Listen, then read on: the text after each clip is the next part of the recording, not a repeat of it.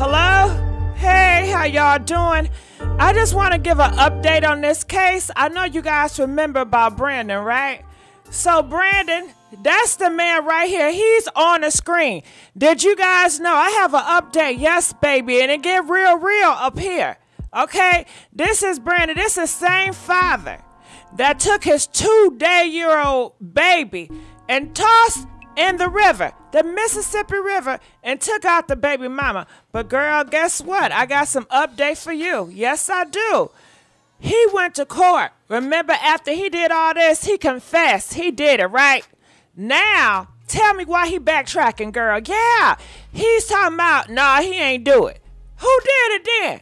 He's talking about, nah, he's not doing. He's planning on taking this all the way to try to say, well, hey, you got to prove that I did it.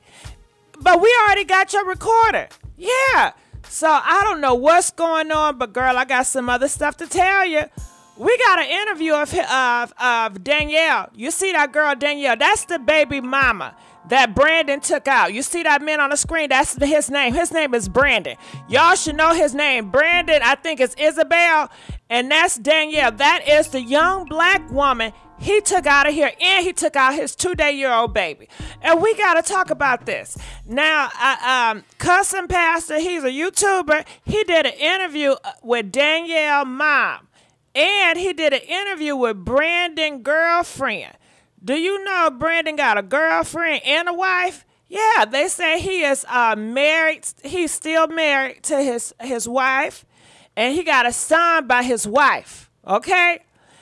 And he has a girlfriend, I guess. It seemed like he's obsessed with this girlfriend, and she is speaking out. Because you guys know, it was a lot of rumors saying that the girlfriend had something to do with it. Girl, let me tell you, the mom, Danielle Mom, that girl right here, rest in peace, Danielle. Her mom said that the girlfriend was following Danielle. Yeah, following her, doing all types of weird stuff, messing with that girl. And she do believe that she's involved in it. The girlfriend talking about some, nah, I ain't got nothing to do with it. I ain't jealous. Did you know she said she took away 2 of her babies? She said Brandon didn't want no kids. He told everybody he ain't want no kids. He told me he ain't want no kids. She like, why am I jealous when I took away 2 of Brandon's kids? I could have had 2 of his kids. Girl, it is a mess, and we got to get to the bottom of it. Now, before we start, okay, Species Unknown, you seen it, huh? Yeah, we're going to replay. So we have to talk about that. Now, what's in the current news right now? I don't know if you guys know. Let me go here. I'm just clicking on stuff. I don't know what I'm clicking on. Okay, so this man right here, I don't know if you guys know him. His name Nelly. So he is trending in the news today. And do you know why? Let me tell you. They say he got a big old Well, you know what? Okay, I seen the picture. Did y'all see that video? It is leaked that Nelly got a piece of meat, and his meat is all on the internet. And guess who exposed it? Huh? Nope, not his girlfriends and not his thought friends. He uploaded a video of a woman giving him some head, okay? And now he's coming back. He said he apologized for doing it. It was a mistake. It was not a mistake. Nelly is trolling. He want to get some attention. He feeling kind of lonely. Ain't that, how old is that D? He 50 years old, right? I don't know, but I think he's too damn old to be doing all this. Now, a lot of people was fanning out about it. I sure wasn't. I mean, it didn't look. I mean, I don't know. It didn't seem that major to me. It was not a major deal, but comment, we want to know, did you guys see the meat? Okay, press 1 if you seen that meat, press 2 if you didn't. I seen a little bit, but I mean, I think Soulja Boy got I think Soulja Boy got him beat in the meat department. But these are some of the reports that people are talking about. And they are saying, Ashanti, she trending now. Because I guess they're saying, Ashanti, how could you take that thing? Okay? And I don't know if they're saying, how could you take it in a good way? Like that meat was so big, or, you know, it's so small. I don't know. But it says this. Ashanti trends after Nelly accidentally uploads you know, those videos, you know, to his IG story. And he should know better. And y'all should really get on his butt. You know why? Because Nelly got a whole... What about them young kids that follow IG? You know, Nelly got a lot of kids that look up to him. What about the kids? What about the kids? He put his whole freaky tape on Instagram. Come on now. What is going on with him? You know, I tell you, you know, it's sad. But I'm going to read these comments and see what people are saying. They said this. They said, I would love to be a fly on the wall, Nelly house today. Ashanti like, nah, why am I in it? See how I get thrown into things I ain't had nothing to do with? I mean, it's not that big, but it's not a shrimp either. It's really not that big of an issue. I'm with Shannon. Whoever Shannon is, she said it's not that big, y'all. But it's not a shrimp either. Comment, let us know. Did y'all see the D? Okay. Please like, share, and subscribe. How y'all doing? Let me see my people up in here. What's going on, y'all? I see your species unknown. Hey, Tiana Taylor. Hey, Z. Hey, Detroit. What's going on, Michael? Hey, Kyle. All right. Yeah, so what y'all think about that D? Nasty Nelly. I'm looking in the comment section. He thick, not long. Kyle, is it thick? Is it thicker than grits? Okay. You know what? When I saw the picture, they had this black stuff around it. Was it bump free? You know what I'm saying? Did he have any bumps around there? Was it hairy? You know what I'm saying? Did he shave? Comment, let us know. All I saw was a little shadow. You know, it had all that. And then her mouth was on the dick. Her mouth was blocking the meat. You know what I'm saying? But, you know, I'm not interested in Nelly. I sure ain't. So I really didn't care about no Nelly meat. Because don't they say that he pushed that meat on women? And women have come forward, y'all. They said, nah, you know, Nelly, you did me wrong. You put something in my drink and you try to push that meat all up in me. So, you know, that's a thick of a meat. You know what I'm saying? So I pray for those girls that he did that too. Where's the video, child? I went on Twitter because you know Twitter is nasty. They let you do anything on Twitter, y'all. Yeah. I don't understand how can kids be on Twitter when they allow all that nonsense on Twitter. You got to go to Twitter. So what y'all think about that meat? Can we talk about the meat before we get into that serious topic? Please like this video. GG, black men have darker D's. Some light-skinned dudes be having brown. Yeah.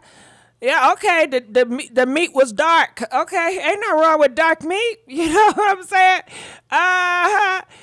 7 inches. Oh, hell. Oh, hell. It was 7 inches. 7 inches, y'all. 7 inches. Listen, somebody said I heard it was a shrimp. You know, woo, can 7 inches satisfy you? You know what I mean? Comment, let us know. Hell, he can satisfy me if he got a good-ass credit score and, you know, he got a money in the bank and he's generous, okay? Okay.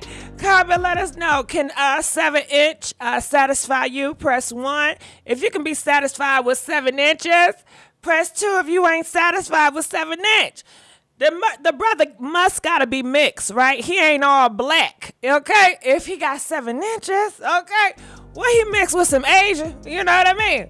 Y'all think Nelly mixed with some Asian? He got some Asian in him, you know? And shout out to the Asians, but we know y'all ain't packing like that, okay? Ain't no need to front. Y'all smart as hell. Technology. But when it comes to the D department, nah, man, no. I ain't never seen no Asian with a big dick, okay? But I don't mean to stereotype, but comment, let us know what y'all think. You know what? Don't worry about what I can take, okay? That ain't none of your damn business. Stay out of my business, okay? We not gonna put my ass on the line, all right? Get out of my ass, okay? They have the BBC Heart and domestic violence, like, pills can make you 16. I ain't never heard about no pills, Gary, that make you 16. I don't want no nigga on them pills. Depends on how heavy the pocket is. It can substitute. That's what I'm talking about. That's what I'm talking about. Yeah. Because, you know, comment, let us know. Can you be in a relationship without doing the do? If that nigga's a small shrimp, I can be with him. I just don't want to do with him. Can we just cuddle, watch TV, go out to shopping?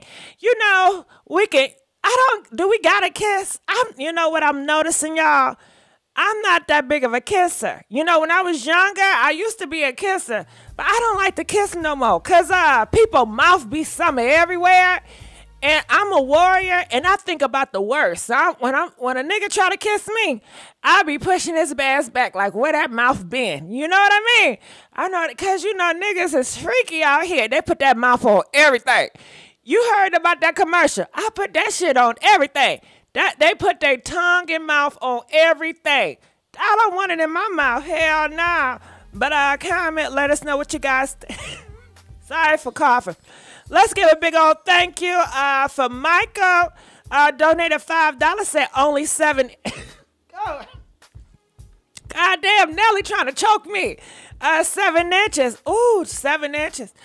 Well, you know, I thought Nelly would be a hell of a nigga. You know what I'm saying? You know, but 7 inches, you know, maybe he dealing with insecurity problems. You know what I'm saying? Because I'm sure maybe a lot of them black brothers around him is some, you know, they hanging, you know?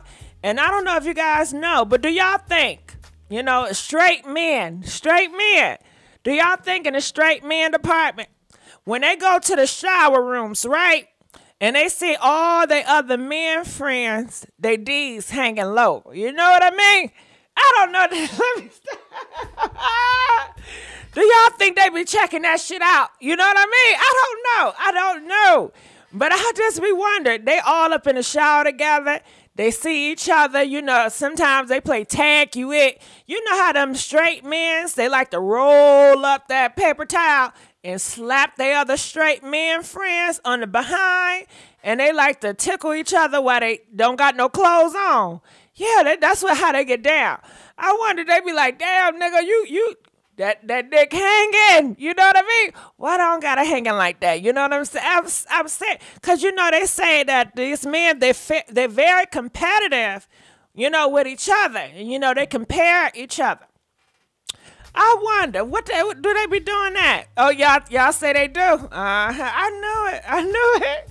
Twitter is awful. I love it there. Twitter's okay. I'm looking. Nelly, don't feel bad. You pull it out, and I'm gonna get on it. What? I've checked dude out. It's shower room. We try not to think much of it. Okay, but y'all be, yeah, I know.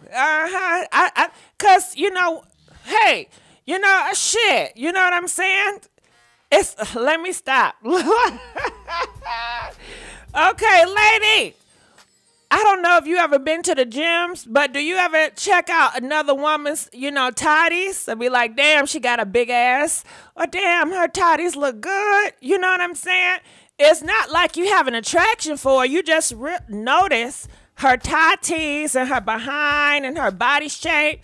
You're like, okay, I see that big ass. You know what I mean? But I love you too, boo. I can't handle all that. 7 inches is enough. Well, hey, you know, everybody different, you know what I'm saying? But he exposed his 7-inch like he thought it was something. You know what I think it is too? The reason why he exposed that 7-inch, because a lot of women be gassing him up. They be gassing him up like Nelly. Oh, Nelly is so big. Oh, Nelly. Oh, Nelly. Oh, Nelly. I love it, Nelly. Nelly, you daddy. You know, comment, let us know. Do you feel like women gas men up too much when it comes to the drunk in their trunk? You know, press 1. If a lot of women lie to these men about their D and about what's going on in them in the bedroom, press 2 if you feel like, no, they keep it real. I lie all the time. You know, I lie.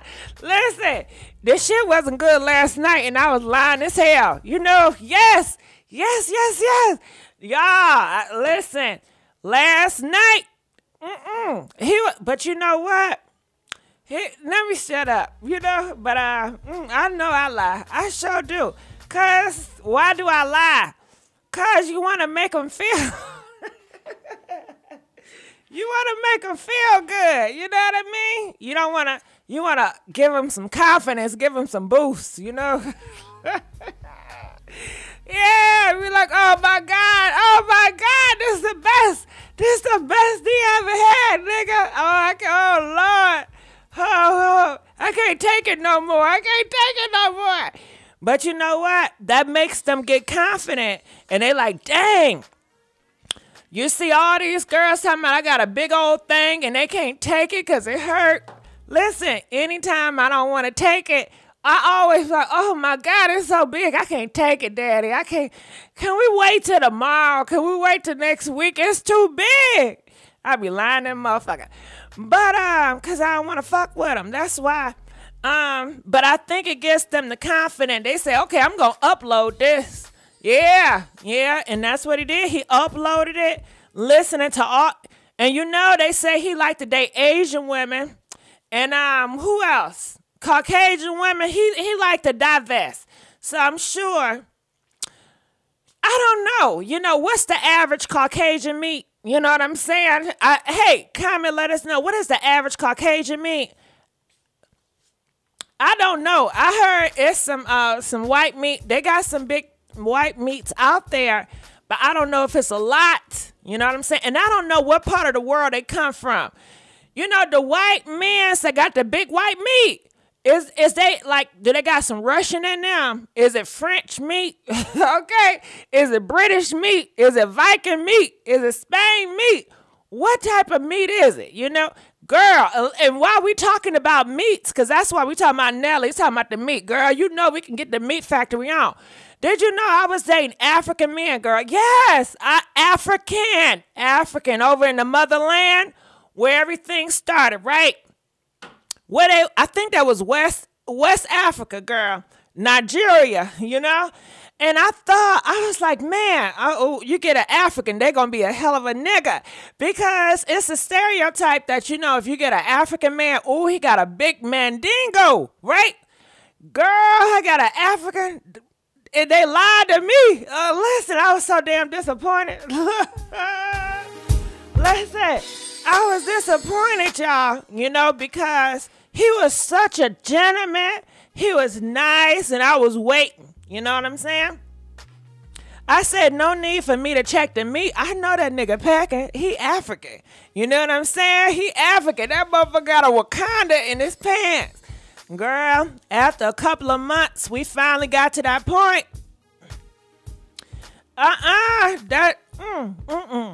Well, I tell you, it was like 6 inch, okay? 6 inch. Yes, and he was a big, tall nigga. He was like 6'6". I said, oh, hell no. Hell no. I said, no, the nigga should have, listen, it should have came with a warning package, okay? Listen, nah. But you know what? He's a nice guy, and I just told him it hurt. I said, ooh, Daddy, it's too big, you know? I lied. I was like, oh, it's too big. I can't take it. I just lied to the nigga. You know what I'm saying? And I think they be knowing. Ooh, talk about dicks. Okay, listen, y'all. Last night, everybody's been talking about this TV show called Euphoria. I don't know. It's with this actress named Zendaya. I can't pronounce the name. You know who I'm talking about, Euphoria. EUROPHIA, something like that. It's on HBO Max. Girl. They have this one character. She a plus-size girl, honey. And even though she underage, you know, but it's a real show because young people be doing real grown-up stuff. Anyway, she working on the internet, and she got her disguise up, and she messed with all these men, and these men give her money, and they got shrimp dicks. I mean, the meat is so small, right? And they want her to be like, oh, you're so disgusting. Nobody would do with you. And you know, these men get off on that. Did y'all know that? I would like to do that. I know it's wrong, y'all. But I said, damn, I can do that. All I got to do is put a mask on and just tell these men, oh, my God, your thing is so dang small. You're disgusting. Nobody want to sleep with you. And they'll pay you. They would just pay you for dogging their ass out. I said, goddamn. Whew. But anyway, let's keep on going. I'm looking in the comment section. Did y'all see that Euphoria? What I'm talking about? You know, that's a good TV show. I've been watching it all last night. I did. That's why I didn't go on live, because I was watching Euphoria. Where can I find a picture? You know what? You can find the picture on Twitter. And it's a video, actually. And people take screenshots of Nelly video of a girl giving him head. And you know, that's horrible. Nelly, another thing. Did Nelly get permission from the woman?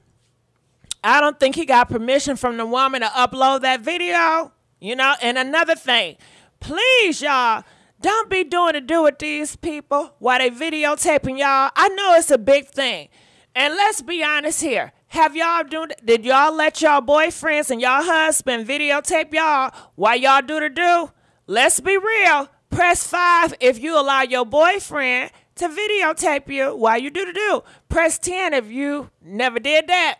I'm telling y'all, when y'all break up, they say these men be sending y'all videos to different women. And you know what's so bad about a girl? Let me tell you something else too, okay? Because you know I used to be a side hoe. I'm not no side hoe no more. I don't do that. You know what I'm saying? But these husbands and your boyfriends, they take video pictures and do with their wives and girlfriends, right? Do you know they send those intimate pictures to hoes on the side to try to lure them in to do with them, to say, yeah, look at me in action. Yeah, this, you know, sometimes they'll tell them, hey, it's my wife or my girlfriend. Most time they won't. But later on you find out that was his goddamn wife that he's putting out here on the internet, you know, or a girl that he's claimed that he loved. You know what I'm saying? And he uses that video and them pictures to advertise to other women to get them, to lure them in, child. Yeah. So y'all better be careful, you know. No, I'm not a side hoe. Don't put that on me. It was a slip of a tongue. I apologize. You know, I'm an upstanding citizen. You know, I am an upset citizen. All right, so let's keep on going on. And And that's it. You know, that's it for that. So y'all ready to get into some serious situation? Please like this video. I am begging for likes. I'm begging for likes. So let's go here. I don't know if you guys know. But they are saying that Miss Wendy Williams, it's over for her.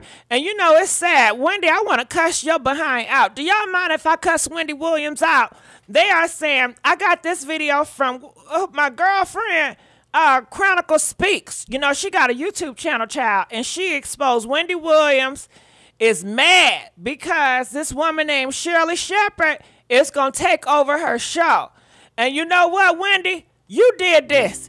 You know what, Wendy? You could have had it all, girl. You could have had it all. But you put so much trust in the niggas. That man she was dealing with, Kevin Gates.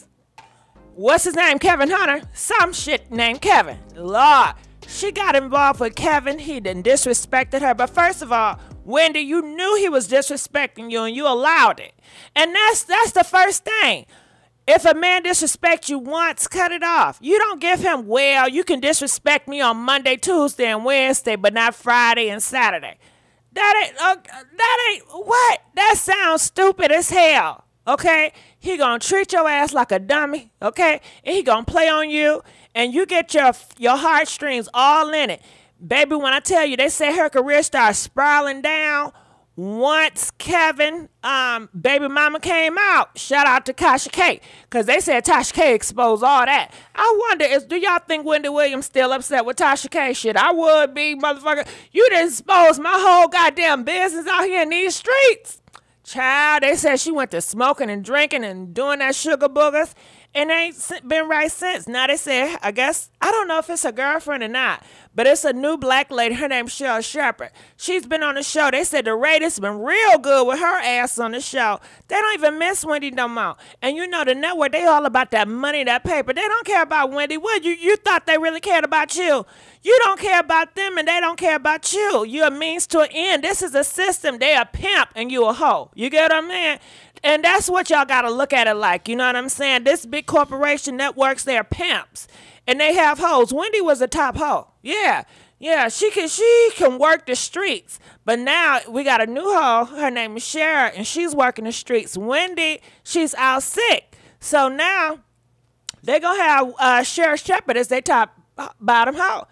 And that's just how the story rolls. And now they said that she wanna put up put up the pause because she want her show back. And not only that, did you hear about they froze her funds at Wells Fargo? I guess I don't fuck with Wells Fargo. I think I owed them some money from a long time ago. Cause you know what? Wells Fargo, y'all need to stop that stuff. Y'all know I was young. Okay, I need a little money. Do you know what they do? They overcharge me for little things. I don't know what it was. I needed extra $5. They charged me an extra $10. They charge too damn much. They charge for everything. Anyway, I ain't fucking with Wells Fargo. But anyway, they froze her assets or her money.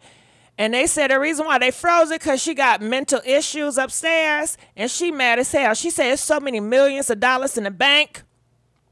But I would think she wouldn't keep her money in the bank. I would think she's smart enough to put her money on offshore or something, child. Comment, let us know what y'all think about that. I don't like Wells Fargo. Yeah, I don't fuck with Wells Fargo, Meg. I sure don't.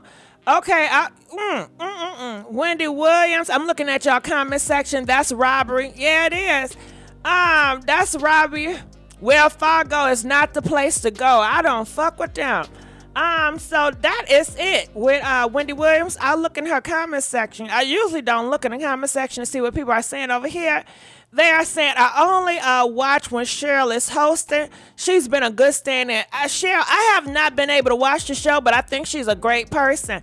I hate that this happened to Wendy, her marriage, the baby, her mom in the show. It's a lot for anyone to take. Haven't watched since Wendy's absence, but you know what? Some people said, it's karma. They said Wendy Williams, yeah, she's a dog. And she talked about a whole bunch of people. She put a whole bunch of people down.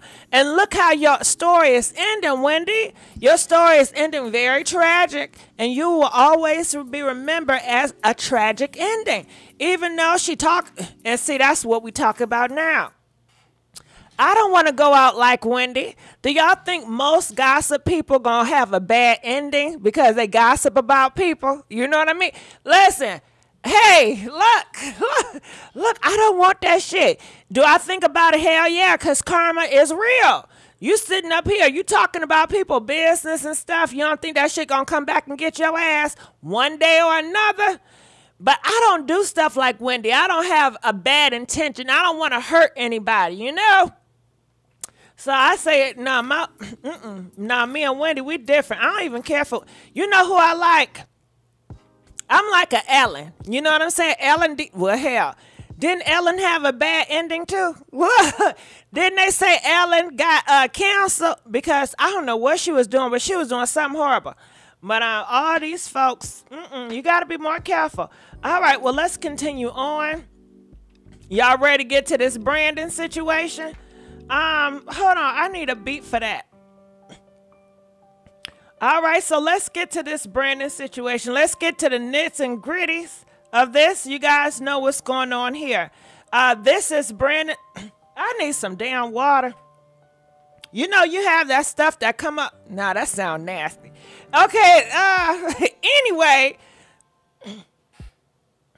Okay, Gigi, you're not down. You should be good. Thank you. I appreciate it. Yes, Gigi, definitely with the class. Thank you, Chanel. And I love that label, Chanel. Okay, I got something in my throat. And I need some water. God dang. Hello. How you doing? Okay, so let's go here. I have some clips from the cussing pastor. I'm going to put his thing up here because I don't want him to get mad at me or come for me. So this is his video that we're going to, dang, I don't even got his thing up in here. Hold on. Let me bring out the cussing pastor so he won't cuss me out. I'm going to go to the cussing pastor. But he did an interview with Danielle Mom and Brandon girlfriend, and I want you guys to hear it. We need to react to this. And just to let y'all know, so I won't get in trouble, check this out. Okay, this is Brandon. This is the cussing pastor, okay? Matthew, what's his name? Thaddeus Matthew He did a whole interview segment of them, and I'm going to be playing videos from him, so I want to give him a shout out, give his credit, so they don't come for me. All right, so this is the mom, and we're going to take it from the top, okay? She is speaking out, and you know what she said, the mom, Danielle Mom? She said, I'm shocked. She said the day of the pregnancy, the day Danielle gave birth, do you know Brandon showed up at the hospital? She said, you know, during her pregnancy, Brandon was never there, y'all. No, he was not there. He was not around. But all of a sudden, she had the baby. He started showing up and started being real nice to Danielle. And he showed up at the hospital. He was holding the baby, acting like a father and everything, girl. And her mom felt like it was a setup, that he purposely got involved with Danielle again to make it seem like he wanted to be an upstanding father, but really he did not. Now the girlfriend gonna say that Brandon didn't want no kids, and Danielle knew this, and Danielle told Brandon that she was gonna leave out the baby. She was not gonna have this baby. And then the girlfriend said all of a sudden, yeah, she said she was gonna have this baby, and Brandon was upset because he didn't want no kids. So the story short, Brandon took Danielle out of here and the 2-day-old baby because he don't want no kids. He can't stand kids. He already got a 5-year-old, and the girlfriend said he got too much drama with the 5-year-old and his wife. Why his ass not divorced? You know, y'all got to be careful with these men out here. And before we get on Brandon, I know I'm supposed to, but I got to talk about this nigga real quick. Did you guys hear about this nigga right here? You know, he's a hell of a nigga. I'm going to put the picture up, him, right here. Guess what? Please be on a watch out for him. I want to blow him up because I don't want y'all to see everything on here. But he just got finished pound this woman. And he took shots at her son.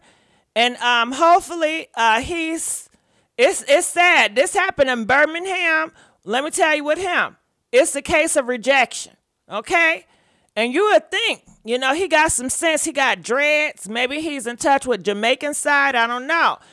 They was in a gas station, and he was trying to flirt with this woman. She's 47, and she had her son there with him. And her son is 31 years old.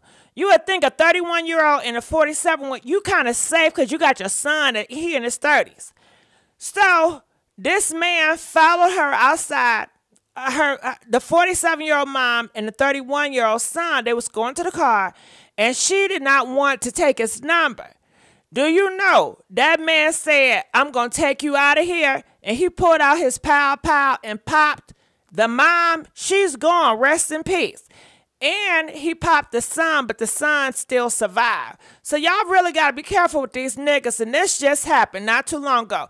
Another thing, did y'all hear about this right here? This man right here, he did a drive-by popping people, and he hit this 8-year-old girl. She's gone. Black young girl, gone, because this 21-year-old knucklehead is out here popping people. You know, it's really sad in these streets. Y'all get look at them big-ass lips. I did not tell you black men got big lips. Anyway, that's beside the point. So let's get back to this interview. So I want you guys to check this out. Please like this video, share, and subscribe. This is a state of emergency for our people, for the black community, because ain't nobody going to talk about it, so we got to talk about it. Check this out. Cousin Pastor. Got sick, and she had PE, pulmonary embolism, and she had clots in her lungs and heart. And she was like, all right, so if you don't know who that is Danielle Mom. Okay, that's Danielle Mom, and she's talking to the cousin pastor.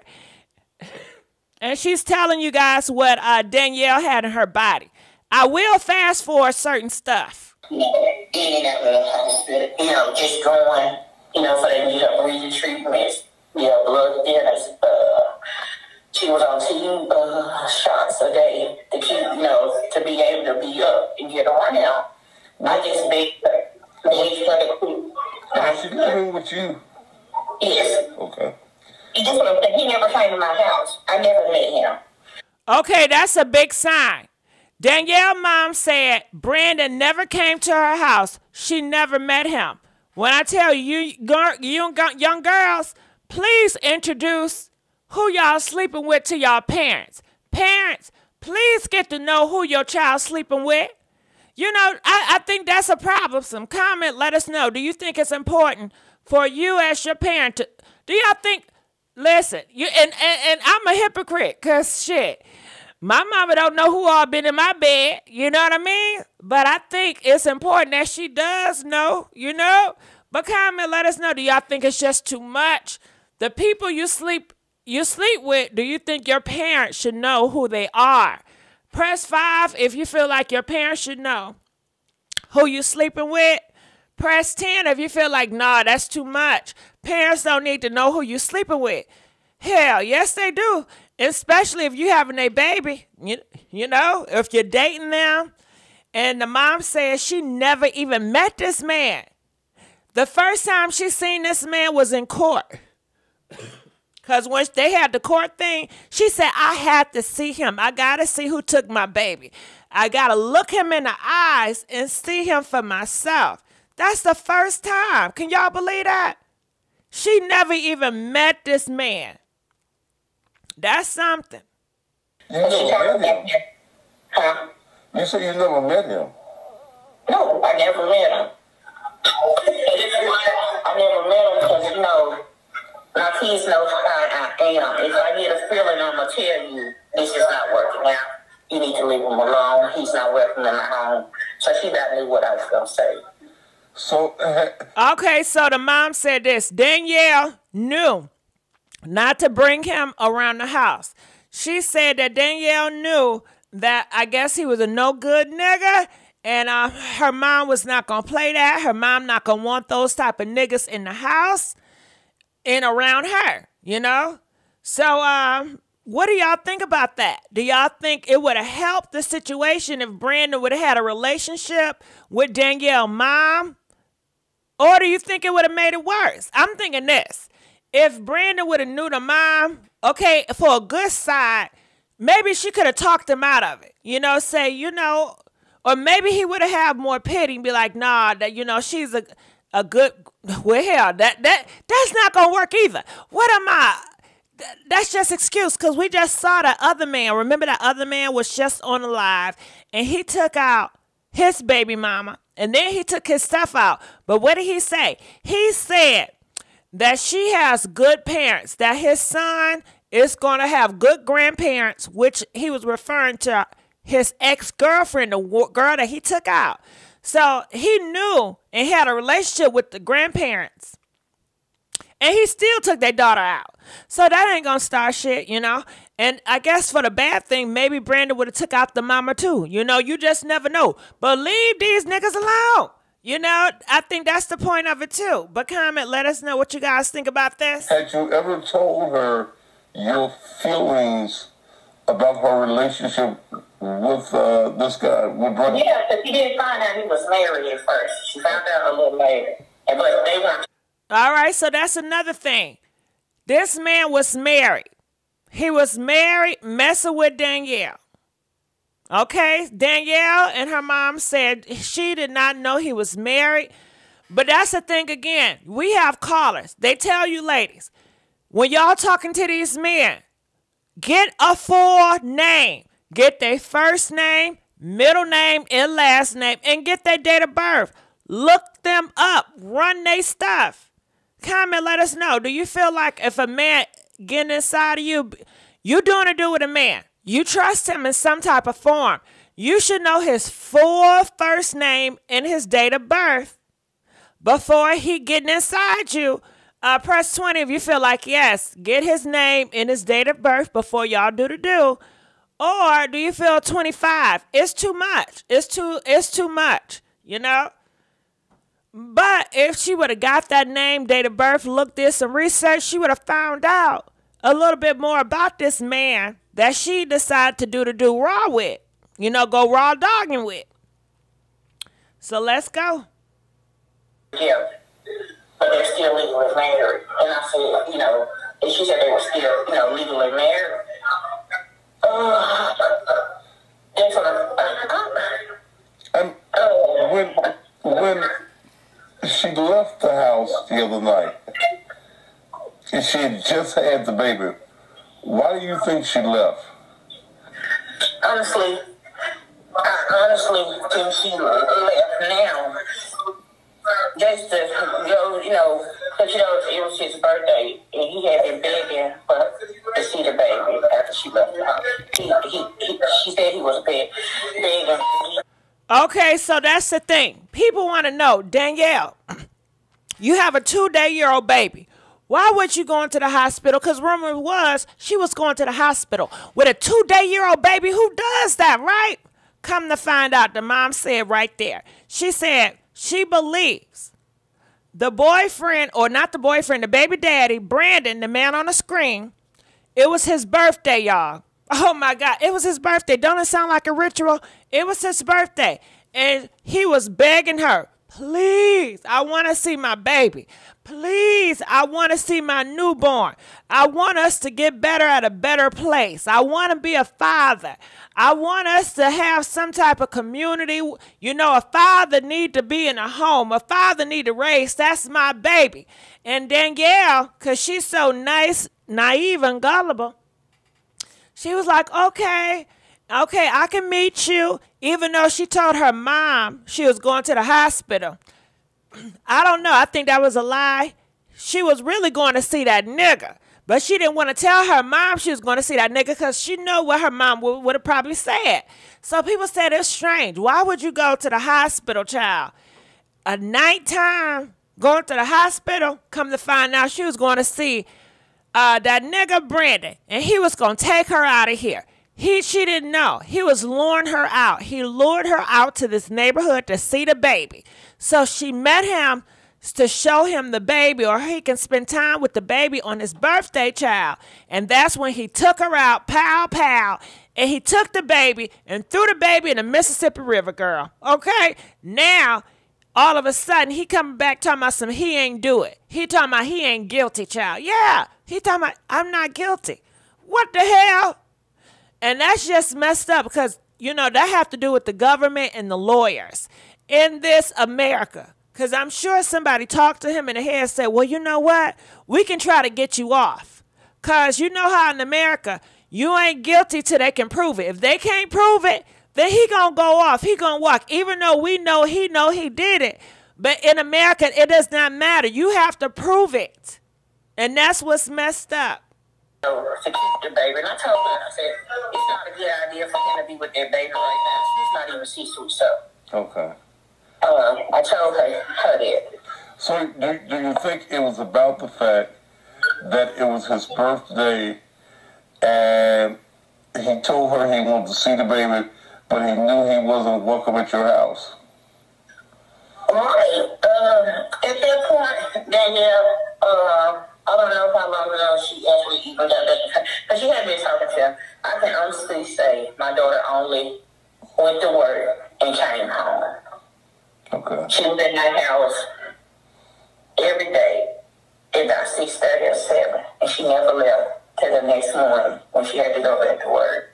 Okay. Now, she'd been off work for like a month before she had the baby because she just couldn't do it no more. She was tired. Her chest ain't hurt no more. So I begged. I said, please, Daddy. I said, and I want to say something, too. She said her daughter, 27, Danielle, was having this baby by herself, going to work by herself. I don't know how that feels, but I have relatives and girls around me in the past, and they say it's hard as hell. They are scared, okay? You a single mom in this world and you're raising a baby by yourself? They want so bad for the baby daddy to be involved.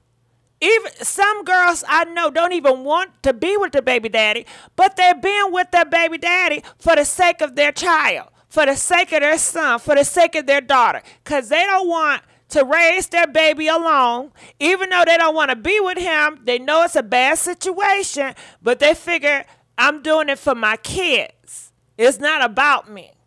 So I really feel like when Brandon called, oh my gosh, she wanted that so bad. For the baby daddy to be involved, You know, maybe she prayed about this and her answers was answered by God, that Brandon, he's coming around. He want to check on a baby. He want to spend time, you know, things around. Because before, last year, he done told her to take that baby out of here. He told, I don't want no baby. Don't have no baby. Take it out. He told her that. Allegedly from the girlfriend. But let's play. Have to do is, you don't have to work. You just stay home and raise him. How long has she been at FedEx? Oh, they have been at FedEx. I know we stayed on Ramona 3 years. 3 years. Almost 6 years. If she's been there 1,000 hours, check with FedEx, because after 1,000 hours, they automatically get a $10,000 policy. That's what somebody was telling me. I don't know. I'm trying to do it. I don't know. It's just a lot right now. I know, but I did want you to know that as you're making your arrangements. You were stating to me that your beliefs about Artessa being involved in the killing of your daughter. Okay, the K-ing of the daughter. I'm sorry, he said the K. Tessa. Who is Tessa? I know you want to know who the hell is Tessa. Peep this girl. Tessa is Brandon's girlfriend. Tessa is Brandon's girlfriend. That man that you see. Brandon. That's his girlfriend. It's Tessa. They are saying that Tessa was involved with the taking down of Danielle and her baby. Somebody in the comment section said that Tessa was pregnant at the same time. Guess what? We do have an interview with Tessa. The cousin pastor does have an interview with the girlfriend that we will be playing on this live tonight. We will be reacting to, but I figure it's best to get the mom, let her tell her side of the story first. So let's go. I don't even want to speak on it because they said, don't say too much. If she did it, she'll give herself away. But, you know, I just want to say the part that my baby called me on her way home from work and said that the girl was following her. And I told her, when was this? This was over the summer. It had to be like, I want to say maybe August. No, So this was over the summer.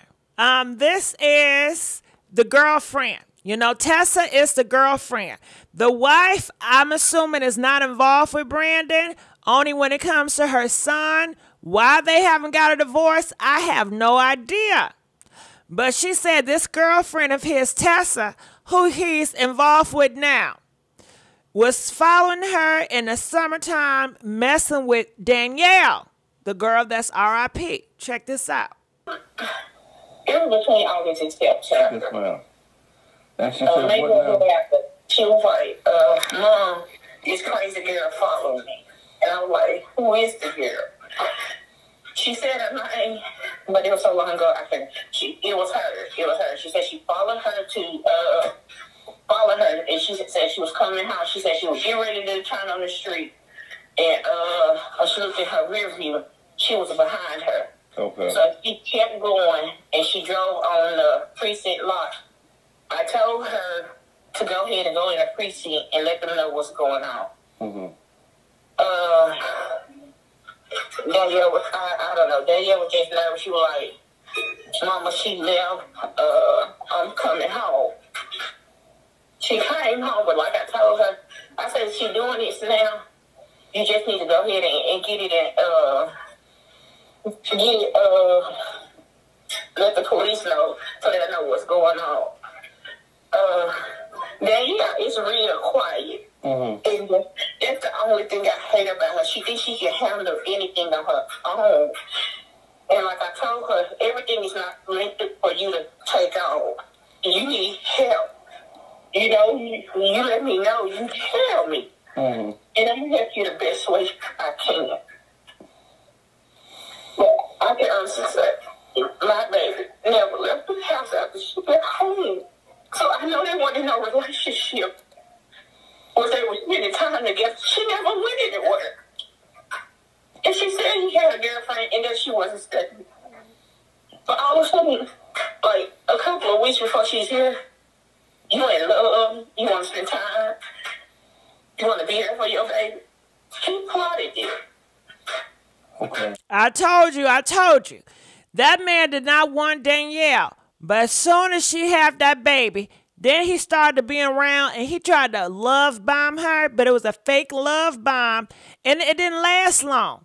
But according to Tessa, which is Brandon's girlfriend, Tessa said Brandon told Danielle, don't have that baby. And she said Danielle told Brandon she was not going to go forward with that baby. You know, so we that's going to come up in a minute. He had to have, I don't see it any other way. But, you know, Danielle has her other daughter. She raised her. Okay. She raised her by herself with the help of me and I. All right, so that's another thing about Danielle. Danielle have another baby. I guess the baby is around 10 years old. And Danielle is a single mom, you know. I don't know what happened to her, Danielle first baby daddy, you know. But you got to be careful. I don't know, but we see this often, right? You know, and what do y'all have to say about that? It's so sad. You know, she leaves a child motherless and the father was never there. And people always want to talk about women. Close your legs. You know, it's the women's fault. But it's these niggas' fault too because they are procreating and not being responsible or accountable of their baby. You part of this problem too. You got to solve it too, you know. And they don't want to use no jimmies. They don't want to use protection. Nobody. I ain't going to go there. Yes, ma'am. And I didn't need anything. I never wanted for anything. Kennedy was going to be the same way. That baby was loved before she even got it. Yes, ma'am. We did everything for Kennedy. I never knew of him. I never knew of his parents or none of it. Because they probably knew how I was going to react. So how long did this so-called relationship last? From my understanding, not even a year. Not long at all. I remember they went to a show. It was a comedy show over the summer. She wanted to with him. That's about all I remember. She quit. You know. That's all I can remember. I just don't know. You know, like I said, you know how the kids will tell certain people something, she confided with her best friend, they talked about it. Yes, you know, I'm hearing stories now. My son worked at FedEx. My son knew who he was. You know, they want to be secretive. They don't want you to know everything. But like I told them, I try to consider them that they need help. Come to me. I'm the only one can help you. You know what? I tried to instill that in her. Danielle wasn't a bad baby. She wasn't in it. She had never been in trouble. You know, she's always been a hard worker. You know, it's hard to, like, if she starts something, it's hard to get her to stop.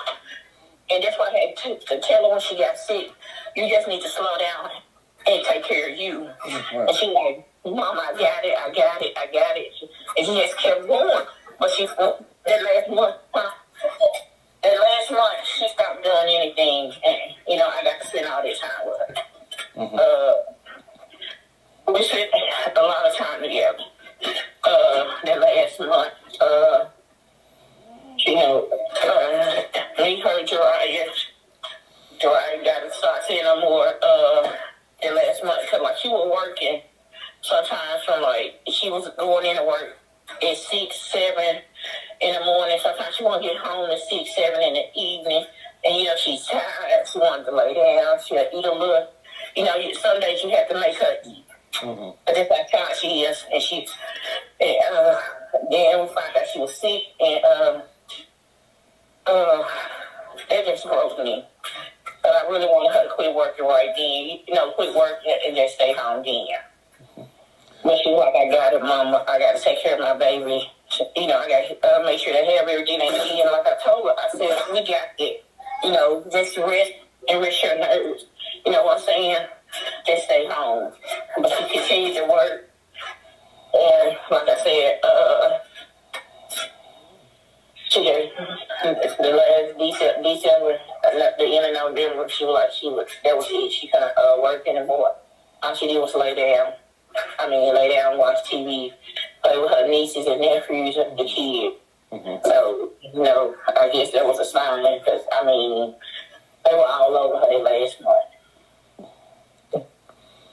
And was he at the hospital when she delivered the baby? Yeah, he was. She said he. All right, so she letting you guys know she was at the hospital when they had the baby. So Brandon did show up. Like I said, he was loved by her. You know, check this out. About 12.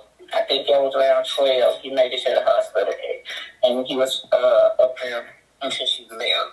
He went home and went to the dentist and went back up there. Well, he went to the dentist to pick up his son by his wife and to take the son to the mother. Did you come in contact with him while he was there at the hospital? No. Okay. The only thing I did was talk to my daughter because I was at work. Okay. The next day, I talked to her several times. She FaceTimed me to let me see the baby. I was supposed to be there. I was supposed to be there with my baby. So the mom, she was not at the hospital with her baby. The mom says she has to work. But Brandon was there, and they said Brandon FaceTimed her. You know what I'm saying? I don't know. Comment, let us know. If it was your daughter having a baby, would you take off work to be with your daughter while she's having a baby? Press 15 if you say yes, yes, yes. Press 22 if you said no, times is hard. I need every money I can get. You know your daughter doing this alone, but I don't know, you know.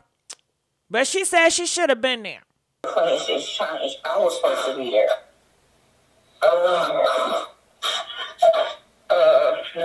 But she did. She FaceTimed me. We talked. I don't know. We talked because from the time she went in labor until she had Kennedy, went long at all, maybe 5 hours at the most. It didn't take her any time to have her. But like when she made it to the hospital, she was already like 5-6 centimeters in time. This flew. I sat up and waited on her phone calls. She started sending pictures and calling, and I know I put about 20 times a day. Just to make sure they were okay. Did you actually ever get a chance to see your grandbaby? Yeah, I held her. Okay. I tried to. I fed her the look that she wanted. The whole family, most of the Jariah got to hold her and tell her she loved her. You know, she like, I'm your big sister. She played with her. Her nephew played with her. Everybody's eyes just lit up when we saw their baby. You know, and I know this is probably the most painful experience of your lifetime. In all the years that I've been doing what I do and going through illnesses, and if there's feeling about Brandon.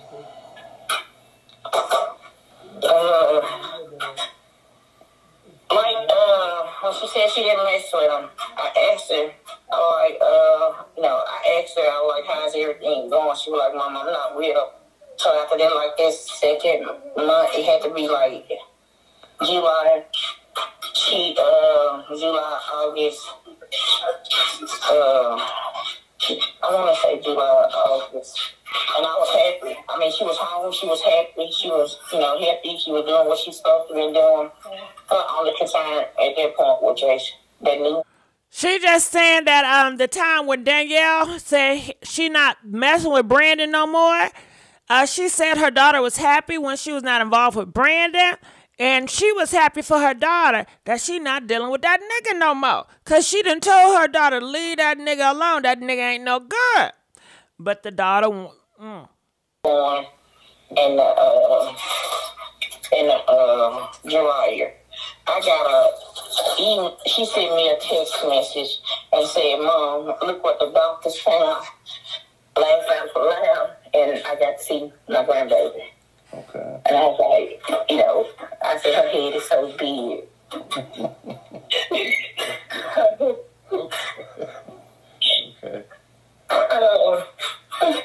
I said, are you playing, Danielle? I said, is she serious? Because she joked all the time. I was like, are you playing?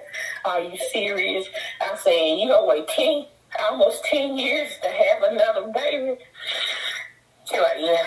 So I'm having my baby. That's all she kept saying. I'm having my baby. And we just been waiting.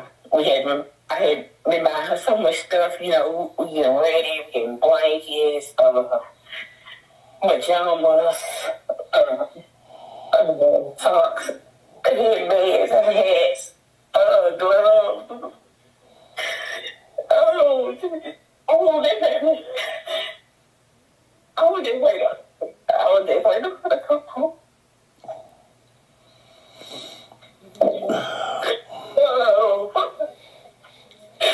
That's all I wanted was my baby to come home. Now, I missed the last thing you said. I'm sorry. That baby was love. Danielle was love. You couldn't even tell she was going through anything. She was always happy. She was always smiling. She was always joking. I mean, she came home. She was goofy to me. And that's what I loved about her. Okay. It took a lot to get her down. Okay. Have you made arrangements as to when her services are going to be? Right now, I have them set for February the 19th. But we are doing a candlelight on February to do it around my house. When she left, did she tell you she was leaving? Yes, she did. But I don't want to talk about that right now because I'm not sure of what's going on with it. I want to make sure it's right. But she did. And I begged her to just stay at home and, we could handle whatever was going on that morning. Yes, ma'am. Yes. I want to go ahead and do it. That's when I lay there. Yes, ma'am. I want to just lay there and hope to be with my baby. That was what she told me. She just wanted to be born with everything and just be with her. Yes, but I told her, I didn't want her to leave. I did. I asked her, I actually begged her to just stay and we were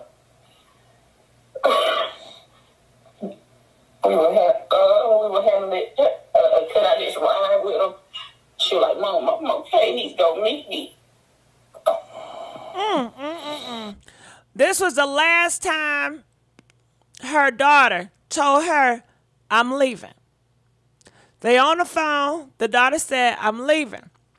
The mom said, nah, we'll come over there. We're going to go with you. Okay? She said, nah, my baby daddy, Brandon, said he going to meet me, mama. He going to meet me. He want to spend time with the baby. He want to see the baby. We going to be fine, mama. Mama, don't you worry too much, mama. Things are better now, mama. We done prayed. He came to the hospital, mama. He changed, mama. Didn't even realize that's the devil, okay? Man, he lured her out there, y'all, in them neighborhoods. The police said they found something strange because the glass windows on the driver's seat was splattered. And then that's when they came to the car and they seen her body slumped over with them piles. And they just see the baby seat, but they didn't see no baby. You know, so they have to go to the house. Can you imagine? Police coming to your house telling you your daughter, your son is gone and your grandbaby is missing? Mm-mm-mm.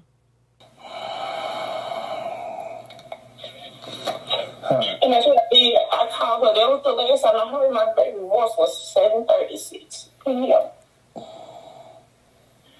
I heard her at 7:36. And I kept calling. My wife is so long.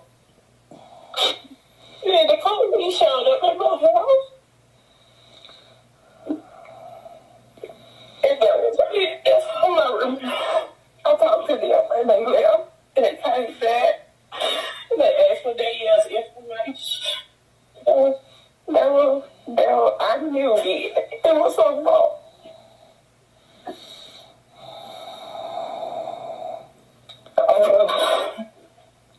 I'm just I'm trying to get everything together. My grandbaby, my baby cried. I know 6 hours straight. She dozed off it and wake back up. I want my mama. Hey, y'all found my sister. She called me 2 days straight. Every time I left the house, y'all found my sister. Y'all found my sister. She's talking about how Danielle's sister and Danielle's 10-year-old daughter is crying.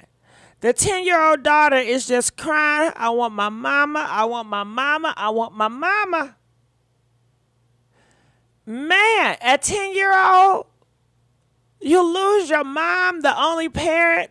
Man, come on now.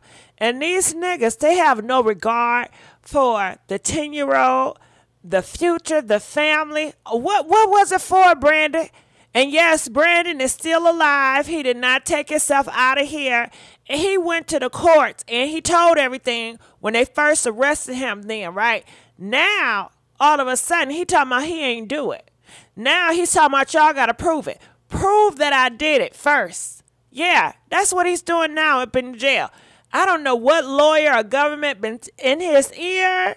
But it is sad. And she said the sister, because, you know, Danielle got a sister. She's looking how, you know, trying to find the baby. It's truly, it's sad. All because of Brandon. Because he don't want no kids. Come on now. Something wrong with these niggas in these streets. Really. Selfish. Self-centered. Think the whole world is all about them. Have no regard for human life, for other people's life, for other people's relationships. It's all about him, how he feel, what he want.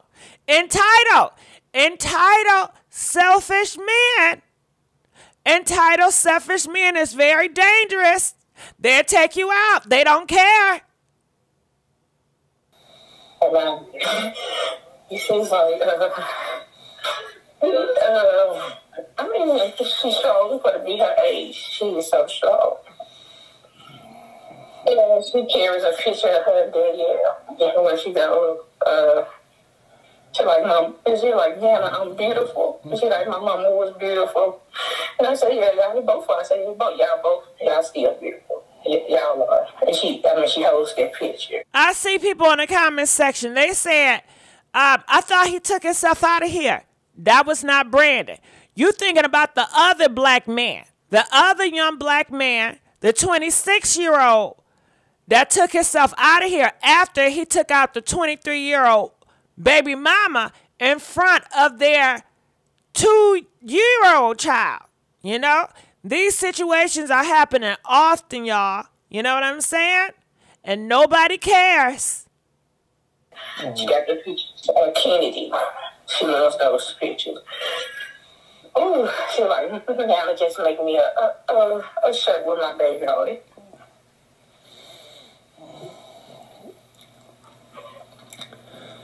That's her. Okay, I keep on seeing people in the comment section. They say he was married. Yes, Brandon, this man with the dreads, with the earrings, with the cut off eyebrows, he was married. People say, well, you know what? Married can be avoided. Messing with married men can be avoided. How could it when these niggas are lying? These married men are lying. They are liars. They're lying. They're lying. Okay? Tell these married men to stay faithful to their wife or don't get married at all. But she's trying to be strong. And I told her, you don't have to be strong right now. You know, I know you say it, but she keeps trying to smile, but you can see it in her eyes. And it's going to be a minute for her. So like, now I'm okay. You don't have to keep asking. I have to keep asking.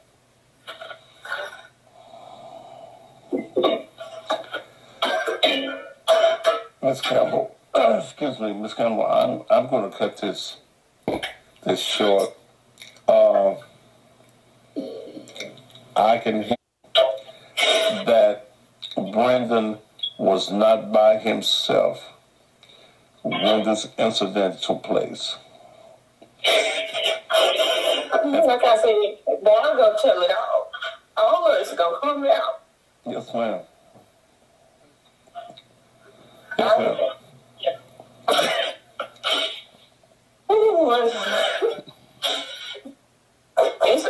It's all going to come to light.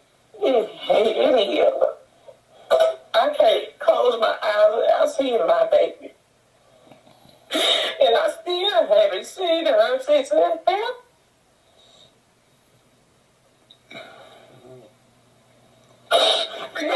I didn't want to know everything that happened.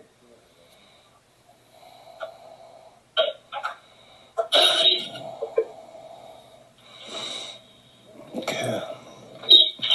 Well, I'm going to continue to pray for your strength.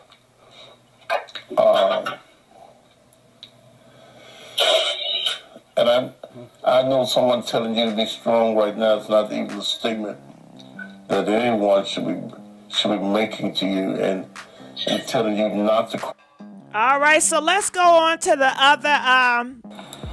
other interview. Cousin Pastor, he also did an interview with the girlfriend, Tessa. So right now, we about to interview Tessa. Now, Tessa is Brandon's girlfriend at the present time. Okay? Tessa is the girlfriend that Brandon is obsessed with. He's not obsessed with his wife. I think allegedly him and his wife are separated, but they are legally married, but they're not together. But Brandon wanted a future and he wanted a life with Tessa. And this is the girl that's about to come up here right now. They are saying that Tessa has something to do involved in it. Tessa is clearing her name and says she have nothing to do with that.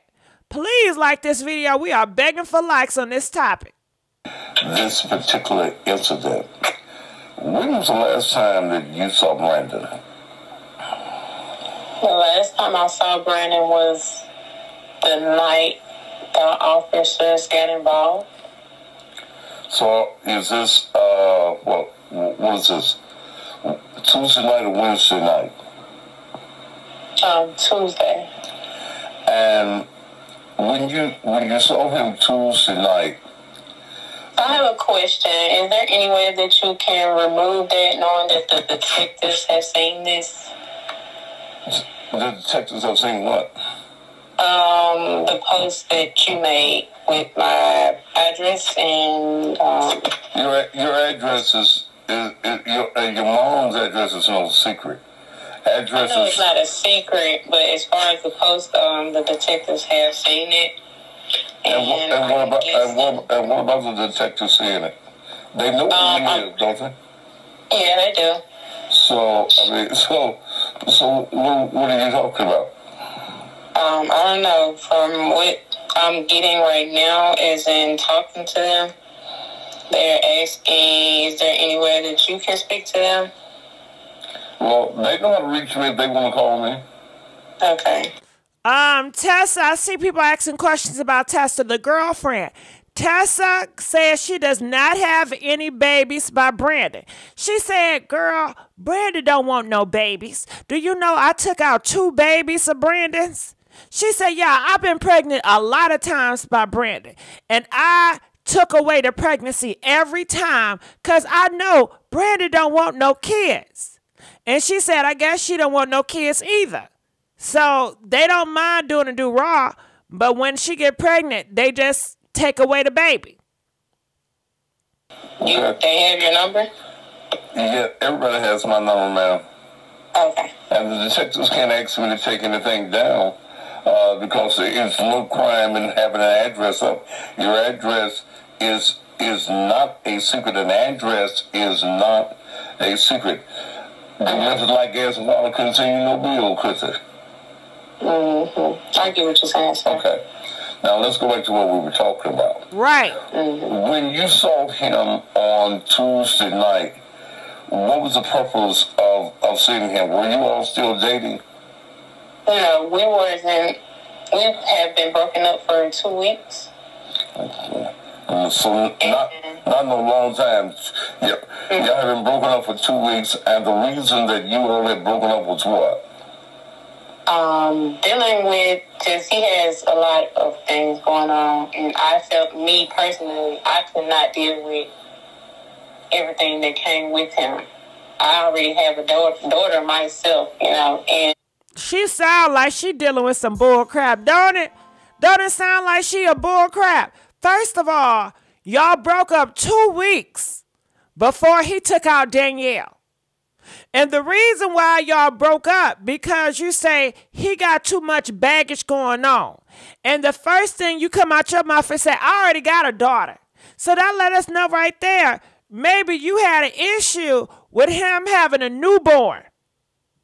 Because his newborn wasn't even here yet. But Tessa knew that Danielle was pregnant. Tessa knew she was about to have a baby born in this earth. Okay? So it's interesting y'all broke up 2 weeks before the baby came out. And then that man took out the baby. Now, I'm not blaming Tessa, but it's all blame is from Brandon. You know what I'm saying? But let's go. And Tessa, she sound like she got a sound mind. She sound like she, you know, she got common sense. I have my own personal problems. So I felt like I could not take on anybody else's problems. Okay. Is he the father of your baby? No, sir. He's not. Okay. That clears a lot up because a lot of... Girl, you said something, Ebony. Ebony said in the chat room, she said the reason why she's mad at Danielle, and this makes sense, she said because Brandon made Tessa take out all her babies by him. Tessa loved Brandon. Brandon loved Tessa, right? And every time Tessa got pregnant, Brandon would say, take out the baby, take out the baby, take out the baby. And she kept on taking out all her babies, taking out all her babies. But hell, this other girl, Danielle, she get to have your damn baby? She get to have your baby and I can't have your baby, nigga? You always tell me you get on my behind about taking out babies and you gonna allow this shit to happen? What's up with that? Nah, I ain't with that. Your first wife got your son. Now you gonna allow this B to have your baby? Brandon, I ain't dealing with you. Nah. If that baby's still alive, okay, well, as long as that baby's still alive, I'm not effing with you, Brandon. And I don't know what type of mentality this nigga have, because maybe he was cuckoo to even do that. And that's why he lured her and love bombed Danielle to getting her grace so he can take her baby out around his birthday. Ain't that something? People were thinking that... my child's father, he's white, so... Is doing what now? He's white. Her father is white. Oh, okay, well... What that's supposed to mean? What that's supposed to mean? She letting us know. He didn't ask about the race shit. We thought it was a nigga. She said, Tessa said, the first baby daddy is a Caucasian man. Now, what is that supposed to mean? I don't know. I guess she letting y'all know I don't get caught up with a whole bunch of niggas. I don't know. That's not the father then. So, how long have you all been dating? We were dating for 6 months. Okay.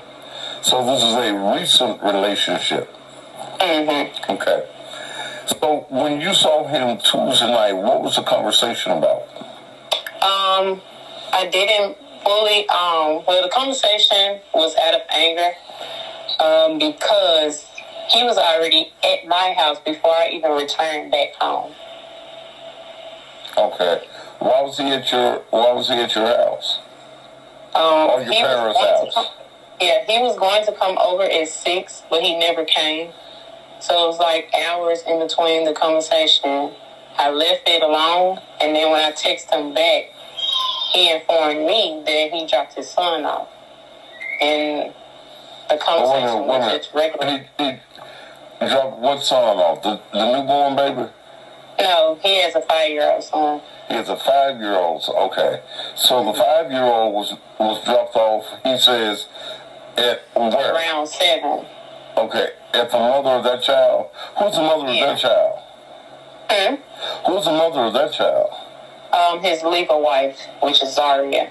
Okay. They have a child. Damn. She put the name out. All right, so we got more information. Zaria is Brandon's wife. Zaria is Brandon's wife. She got a 5-year-old son with him.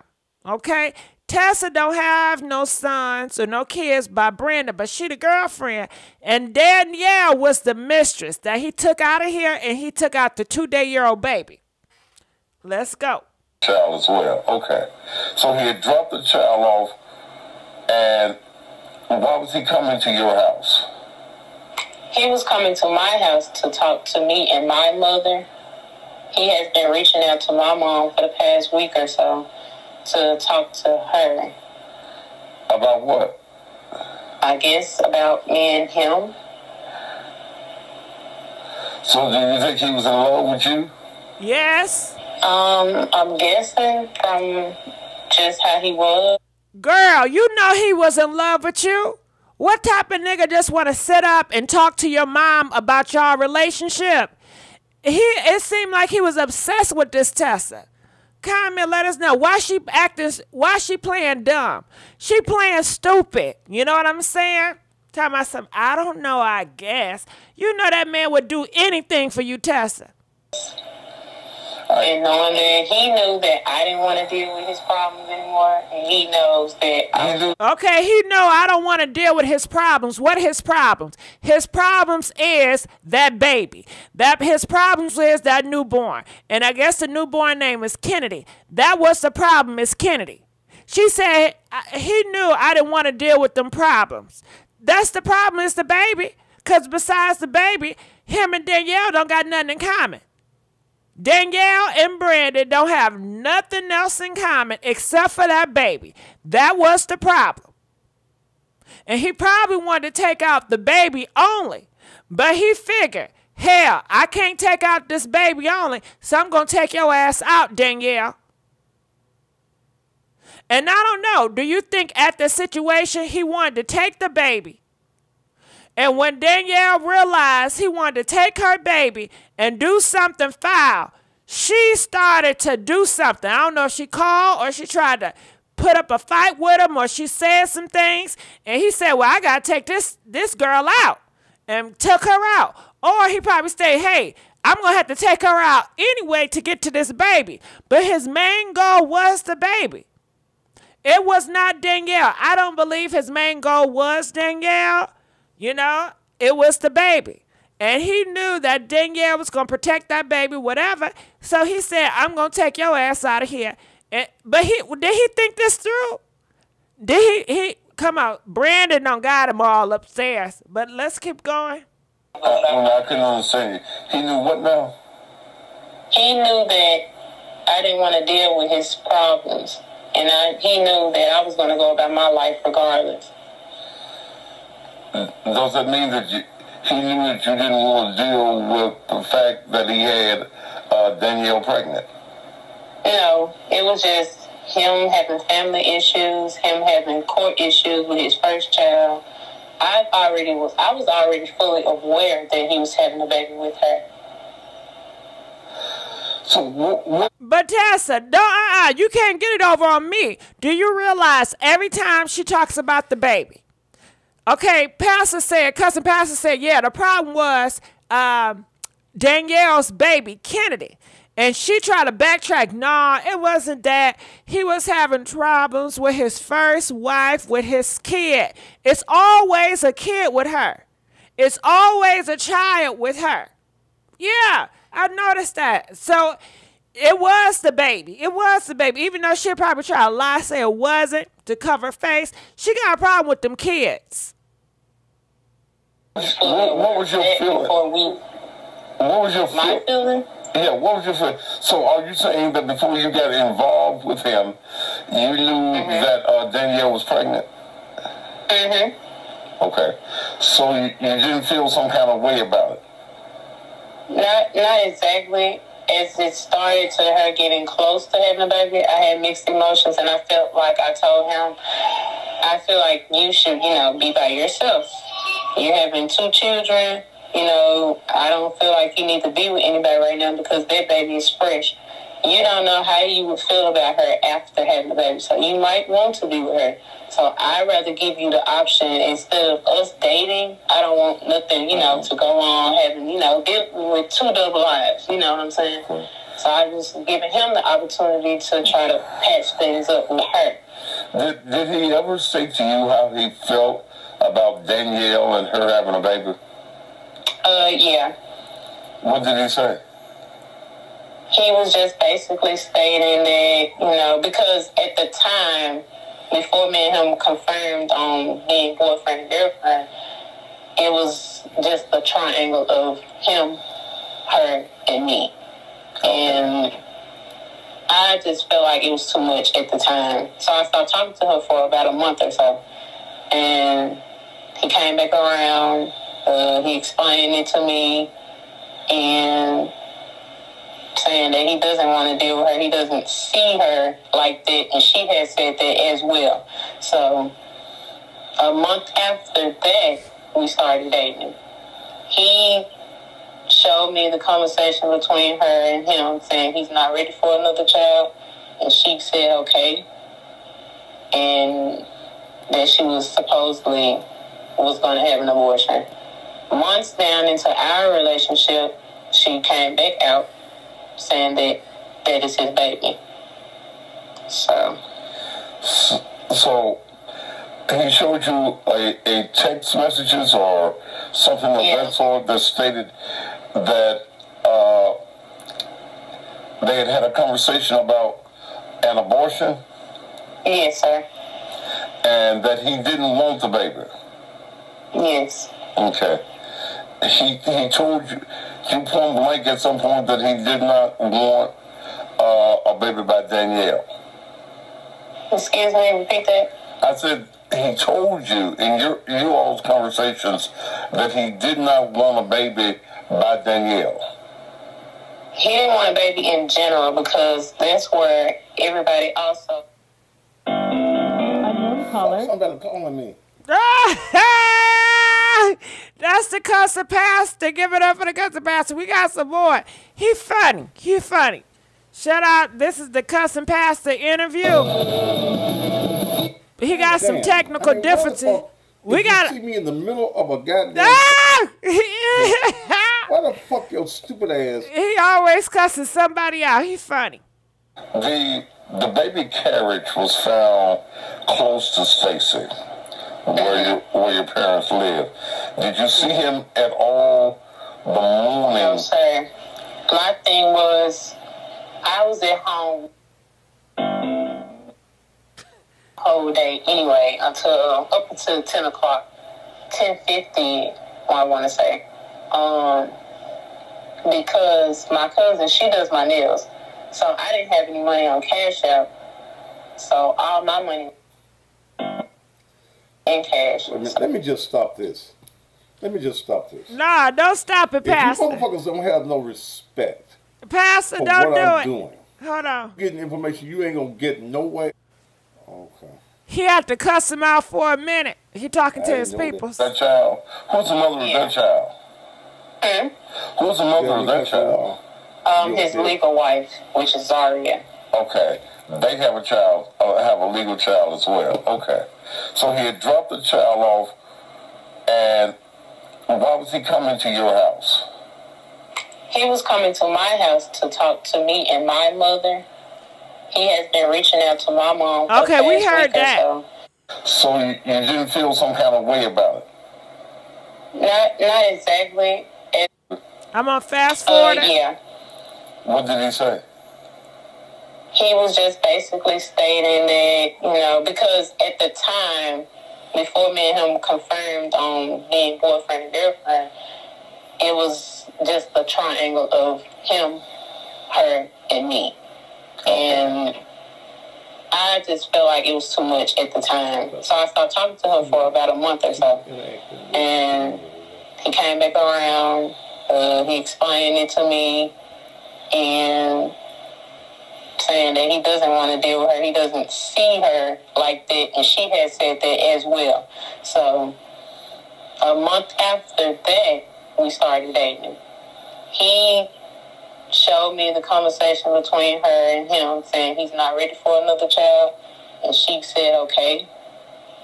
And that she was supposedly was going to have an abortion. Months down into our relationship, she came back out saying that that is his baby. So he showed you a text messages or something of that sort that stated that they had a conversation about an abortion? Yes, sir. And that he didn't want the baby? Yes. Okay. He told you point blank at some point that he did not want a baby by Danielle. Excuse me, repeat that? I said he told you in your all's conversations that he did not want a baby by Danielle. He didn't want a baby in general because that's where everybody also don't know. I've had 2 abortions with him because he's also stated that he doesn't want any more children. So that's why I'm trying to understand with everybody else. It's nothing of jealousy because I've sat down and got rid of 2 of them. So I don't have no point of having no jealousy with her because I don't want any more children myself. My first abortion with him was back, I want to say, my daughter was 4 months. And I got an abortion. He didn't know nothing about it. So when he knew something of it, he was upset about it. The second one I just recently had a month ago. So that's why I'm trying to get with everybody, like, why would I be jealous of another baby when I don't want any myself? I'd rather just keep my one child. And I've also informed him that I don't want to carry on your genes from your family. Okay. It's just what it is. Okay. The baby carriage was found close to Stacy, where your parents live. Did you see him at all the morning? No, sir. My thing was, I was at home that whole day anyway until... Ain't that strange? They said the missing baby carriage was found near Tessa's parents' house. Why was it near Tessa's parents' house? Huh? Comment about that. What's going on? This is some strange stuff right here, I tell you. Up until 10 o'clock, 10:50, I want to say. Because my cousin, she does my nails. So I didn't have any money on Cash App. So all my money was in cash. So I preferred to go to her house, which is downtown, and give her my cash deposit for my nails. Okay. In the midst of that, he was on the way to my house. That morning? No, that night. Okay. So all right, let's go back to Tuesday night. Did you ever see him? No, I didn't see him until 12 o'clock. That's the time I arrived back home. Okay. When you saw him at 12 o'clock, what? And I think the murders had already taken place by then. Okay. So after the murders, after he kills Danielle and kills the baby, he comes to your house. Yeah, before he got to my house, he went to a Walgreens. And when he went to the Walgreens, he started sharing his location with me all of a sudden, which was kind of odd to me. So I was telling him, like, why are you sharing this? Like, you know, and he was telling me that he wanted me to trust him. So I'm like, he wanted you to do what? Trust him. Okay. So when he got to you, what did you all talk about? When I got home, I didn't even get on my street all the way. He called me and informed me that Danielle was missing and her family wanted to meet up with him. And he wanted to offer them my address, and I told him no, because if she's missing, that is between you and her family and your family. So I advised you to give them your parents' address, which was... Okay, Carmen, let us know. Okay, so he told you Danielle missing. And her response is, I don't got nothing to do with that. That's between y'all two. Comment, how would y'all respond if your boyfriend tell you his baby mama that just had his baby is missing? What was your response? I'd be like, what? Why is she missing? What happened to her? Who had it out for her? What's going on? You know, that's your baby, boy. Because if you my boyfriend and that's your baby, I will have some care. I know I have to deal with Danielle if I'm going to be with you. You know, and I don't want to have, you know, no drama with her. And you're going to have her child. I'm going to be attached to her and the baby. You know, and that's more motives for somebody to want them to be out. You know, I don't know. Comment, let us know. Do y'all feel like that's something? You know, out there. Okay. But why do you think that he wanted to give the family, Danielle's family, your address? Me, personally, I felt that was weird, because why would they come to my house looking, you know, wanting to speak with you if... I don't know, it just was odd. Can I ask y'all a question? Do Brandon got a house? Who does Brandon live with? Do Brandon live with Tessa? Can you guys let us know, where does Brandon live and who he lives with? Or he lives by himself? And I was like, knowing that she probably, you know, I don't know, it just was weird.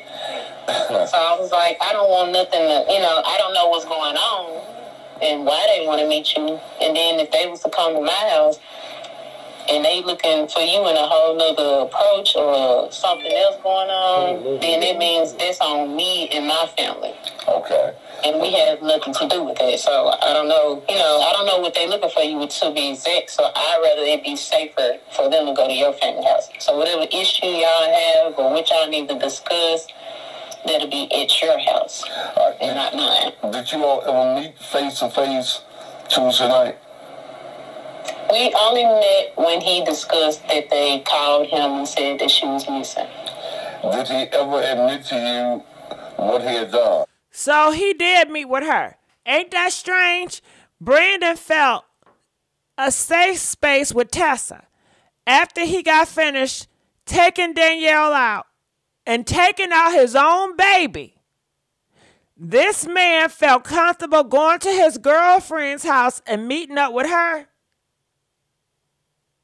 And she didn't notice nothing. She didn't get no discernment of this man or what's going on. Is he a good actor? What is it? I don't think he's that smart. Honestly, y'all, I don't think Brandon is smart. I don't think he's that cunning. I don't think he's that wise to pull a wool over your eyes where you'll feel like, oh my goodness, you're such a master manipulator. I don't think that with Brandon. I don't know him, but it seemed like he ain't that smart. He's not that a cunning of a person. So I don't know. I find it a challenge to believe he met up with you, girl, and you ain't see no sense of sign or nothing. You ain't feel no energy. Nothing was off. After his baby, who would want to cause harm to Danielle? She missing. You wouldn't think, nigga, did you have something to do with it? Why is she missing? Didn't you just see her at the hospital? But then, girl, didn't y'all say you broke up with him? So if you broke up with him 2 weeks ago, why did he feel comfortable coming to you? Why would you even want to meet up with him if y'all broke up 2 weeks ago? Make that make sense. Why would he want to meet up with you? Y'all broke up 2 weeks ago. What y'all got to talk about? It's over. Can y'all let us know? I think this will happen. He like, baby, I did it. I did it. Now can you have me back? Now you want me? I don't know. Allegedly, maybe she wanted him to prove his love to her. If you love me, you'll get rid of both of their asses. Get rid of both of them. If you love me, let me see how much you love me. You'll do anything for me, nigga? Huh? Well, do it then. You see it all the time on them TV shows. Okay? I don't know. No. So the ride to his family house, well, I'm gonna back it up a little bit. When I got home, I was trying to go in my room, but he was beating me out of the door. And I'm like, I said, you want to move your car so I can park my car so we can go to the house? And he was like, we don't have time to do that right now. And I'm like, I don't got no gas in my car. I said, you told me you went to the gas station. And he said he lied and we got in the car. And I told him I'm not going to go and speed to nobody else's rescue because I don't know what's going on. I got to get gas for my car. So I stopped and got gas. And I'm like, as I'm on the way to his folks' house, I'm trying to figure out, I'm like, why are they looking for you? What do they need to talk to you for? Like, I'm not understanding. And he was quiet for a moment. And I slapped him and I asked him again, like, where are they looking for you? Hold on. Did y'all catch that? She said she got her hand and she went upside his head. Did y'all catch that? If you caught it, press 1. If you did not catch it, press 2. She said she asked him a question. And he didn't respond. So she took her hand and went upside his head. So that's showing that she was the dominant in that relationship. She put paws on him. Let's see. And he said he lied and we got in the car. And I told him I'm not going to go and speed to nobody else's rescue because I don't know what's going on. I got to get gas for my car. So I stopped and got gas. And I'm like, as I'm on the way to his folks' house, I'm trying to figure out, I'm like, why are they looking for you? What do they need to talk to you for? Like, I'm not understanding. And he was quiet for a moment. And I slapped him and I asked him again, like, where are they looking for you? And he told me that he met up with her at a gas station. And I'm like, you met up with who? And he told me that he met up with her and the baby. So in my head, I got mad because it's like, why would she meet you? And she just got released today. She don't supposed to be driving and operating no vehicle at this moment. And yet alone, it's cold outside with a 2-day-old baby. That don't make sense to me. So why did he say he was meeting up with her? He said that he was giving her some clothes for the baby. Now, you know that don't make no damn sense. A 2-day-old baby and he meeting up her getting the clothes. Nigga, you can get her clothes anytime. That's not a good excuse. He going over there to get the clothes. Nigga, mail the damn clothes. I'll see you next week. Why would you even want your baby to come outside? 2-day-old? No, my baby ain't coming outside. I'm sorry. No. And as a father, you wouldn't even want your kid to come outside. You know, I wish Danielle would have had some more sense to, nope, well, next time, next week, next month, mail the clothes. You know what I think? I think that Tessa had planned with him to do it, but I think he messed up. You know how a girl can tell you, a boy can tell you, okay, this the plan. we going to take it out like this. This is a plan. This is how we going to solve the problem. Now, if you do it like this, then the problem is solved. And I think he messed up. Whatever plan they had or whatever it was, he messed it up. He a F up. I think he messed it up. Wouldn't that sound odd? Couldn't he take the clothes to her residence? And that's what I said. And I was getting madder and angrier because, like I told him, you're the last person to see this girl. And now she's missing. Like I told him, I said, I feel like you're bad luck for any woman. I feel like you should be alone. You need to figure yourself out. And I don't know. I told him I thought about patching this relationship, but we cannot get back together. It's just, this is it. And I told him, it's just bad on bad. Like, you just need to fix yourself. Get yourself together for these children. I said, I'm hoping that they can find her. I'm hoping that she didn't have, like, a postpartum. That's my opinion. That was my whole thing of the whole night. I thought she had, like, a postpartum moment and took her and her baby off somewhere. So when they informed me the news after being interrogated and everything like that. She lying. She ain't think that about that girl. Why would she have a postpartum depression? What would you think about her to say, oh my goodness, that's what she dealing with? I think she lying. It was shocking to me because that hurts. That could have been me and my child. Like, everyone is angry, but that could have been me and my child. So let's go back to what you said to me in the text about a card. Did he give your mom a card? No. Brandon has a history of when things are going south in the relationship that we had, he would write in the cards and, profess the love that he has for me or something. But this particular card, I never got to see it. Like I said, he was already beating me out the door, so I never could step foot in my own home because he was already coming out. So did he write a card and give it to your mom, or he wrote a card he wrote and a left card. it at the house? Yeah, he left it at the house. He left everything at my house. And he said in the card that he just wanted to watch you eat snacks for the last time? Yeah.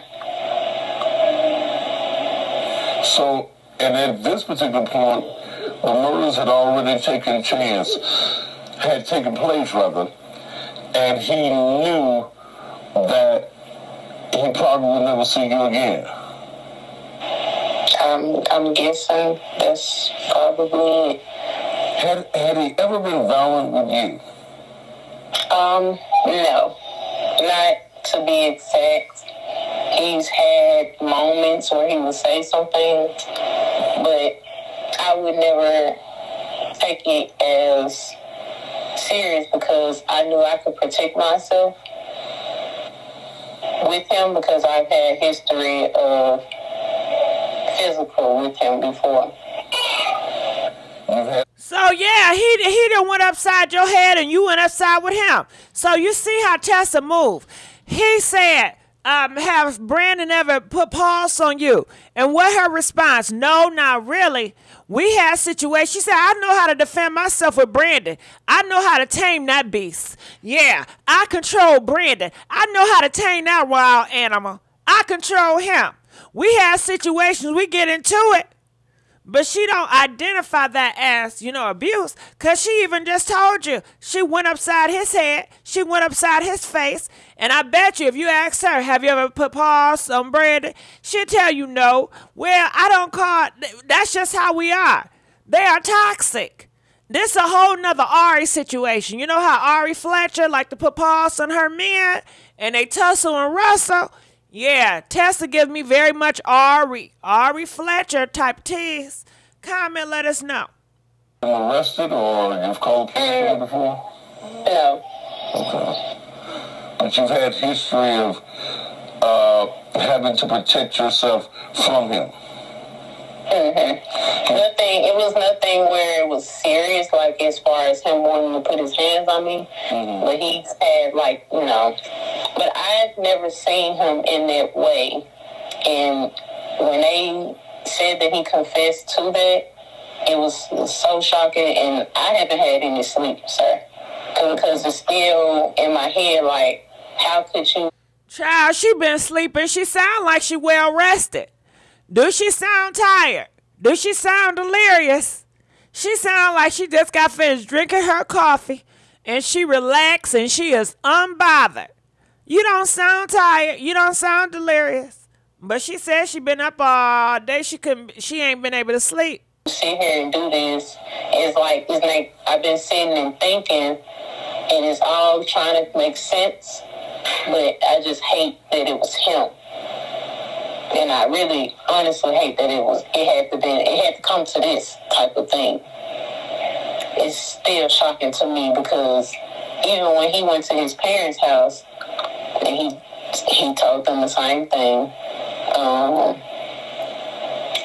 me and his father had a conversation, and it was basically like I said, she's having a moment and she's probably making a scene of being missing right now. I don't know.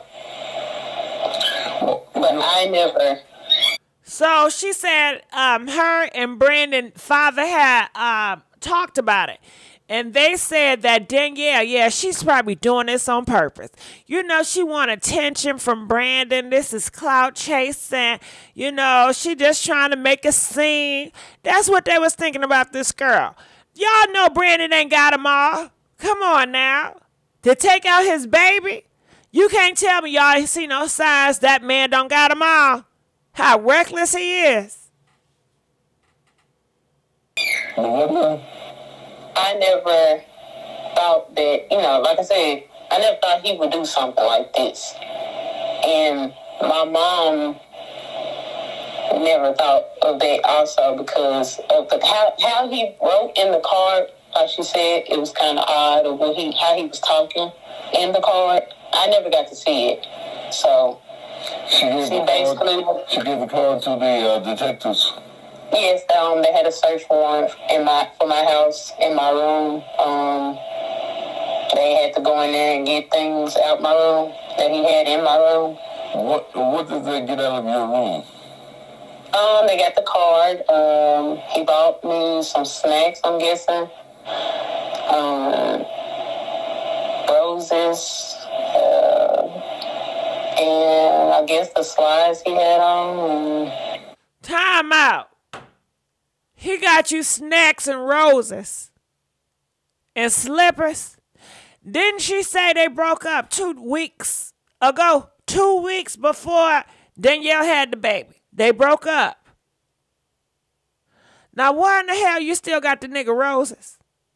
And goddamn Krispy Kremes, donuts, and his slippers? And why he feels so comfortable come over there? I don't know. Sound kind of strange. An extra mag to his gun that he had or something. Wait, he bought you roses that night? Yes. Oh, hell no. Oh, hell no. Did y'all hear that? Did y'all hear that? Oh, my God. He bought her roses that night. The night that he took out his baby mama and his kid. He went out and bought that girl roses. You can't tell me this is a ritual. This sounds like a damn ritual. Oh, I can't believe this. Nah. It sounds like he did somebody bidding. You know what I'm saying? He seemed like he did somebody bidding. This is in the card. Mm-hmm. Okay. He made a bunch of roses in the card. So the detectives took the roses and the card. Yes. And some slides that he had at your house. Mm-hmm. Is that all that they found there? No, they found the extra mag to the gun that he had. The extra what? An extra mag, like the extra clip. Mm-hmm. Okay. All right, they found the magazine and the I guess the magazine, the Pow Pows, the clip. And they found the Pow Pow that he used on Danielle at her house. So he brung the Pow Pow he used on Danielle at her house. And that night, after he did that to Danielle, and after he took out his own baby, threw the baby in Mississippi River, girl, he went to Walgreens. Because remember, she told us she went to Walgreens and she didn't know why. Yeah, he went there to get the flowers. He went there to get the candy. Uh-huh. Yeah. Ain't that something? Ain't that sick? Gloves, I'm thinking. That's some gloves. Yeah. So how does all of this make you feel? I'm just really all over the place, knowing that when this came to be about, I'm getting news that she was kin to my family.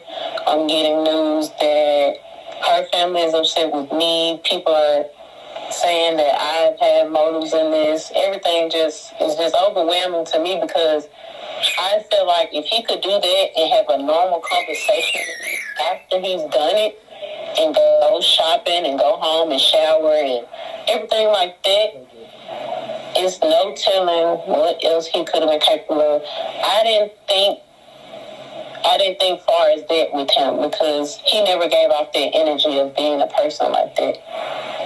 Never. But I knew that he had personal issues, and I seen the numerous cries for help, but I never took him serious, because I feel like when he has something bad going on in his life, that's when he wants to reach out to people. And I told him, so what kind of bad things did he have going on in his life? Well, he had bad choices with women. Yeah, what now? He had bad choices, like with how he do things. He just would do things at his convenience, and he never knew how it would come down. So knowing that he had issues with his legal wife, she was making things hard for him as well. And knowing that he has a child on the way, and I don't know how he was going. Like I told him, you don't know how to juggle it, because you're not being upfront with everyone. You're trying to please everybody and make things comfortable for yourself, but you don't know how. All right, so that let you know he's a pleaser. She said his personality, he likes to please so he can get comfortable for himself. So I'm assuming he was trying to please her by taking out Danielle and the baby, because he wants to be with Tessa. Tessa don't want to be with him because he got a baby on the way, and she don't like Danielle. So he felt like, okay, if I please Tessa by taking out Danielle and the baby, problem solved. Me and Tessa, we can live happily ever after. That's what I'm getting. Comfortable is going to be for anyone else. So as far as his wife, because this is my problem with her. You're out here making posts that I've been weird, but you didn't even have the legal rights to your son, because at the moment you and Brandon were fighting for full custody, and you was already labeled neglective. So, and you also was trying to paint this image like, because you have history with Brandon, she didn't have anywhere to go. She just recently got a place. And you have your mental issues as well.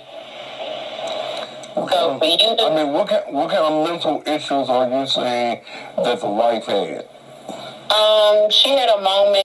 You hear this? She don't like none of them women. She said the wife, Brandon's wife, had mental issues.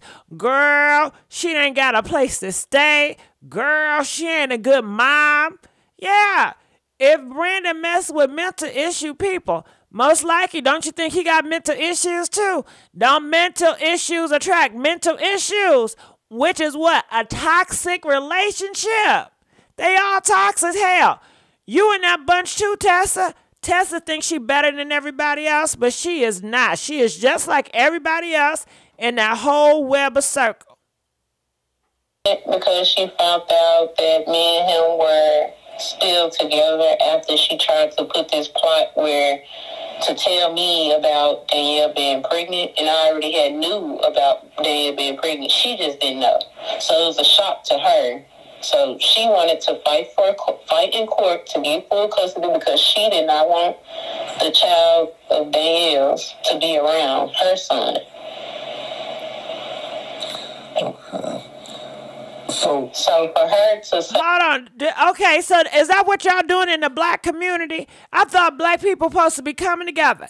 She said that the wife did not like the fact that Danielle was having a baby. Okay, because she didn't want her son to have a relationship with his sibling. So she never want the siblings to have a sibling relationship, and that's why she wanted full custody from Brandon. She wanted full custody. She didn't want Brandon to have what? Man, I tell you, so I guess, is she trying to tell us, look at the wife? Do y'all think the wife did it? Is that what she's trying to say? Maybe the wife had motive to take out Danielle.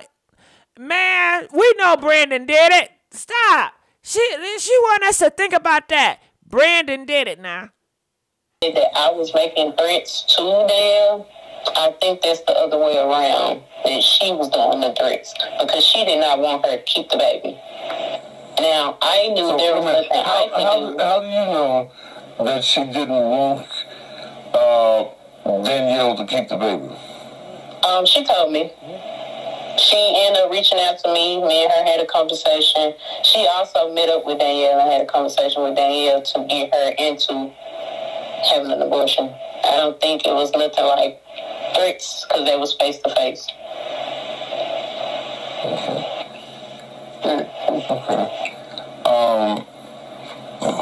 Wow, ain't that something? Can you imagine? You got a baby daddy, his wife, his girlfriend, and him all telling you, don't have his baby. Delete the baby. Delete the baby. And you're like, this is my choice. This is my body. You don't tell me what to do. And they all tell me, delete the baby. I don't want you having his baby. That's a lot of pressure, y'all. That's something else. There are those who say that you made posts and you deleted your posts that said that you wanted something to happen to Danielle and to the baby. Is that true? That's false. I don't even recall making anything like that. I don't even know where they're saying this is it.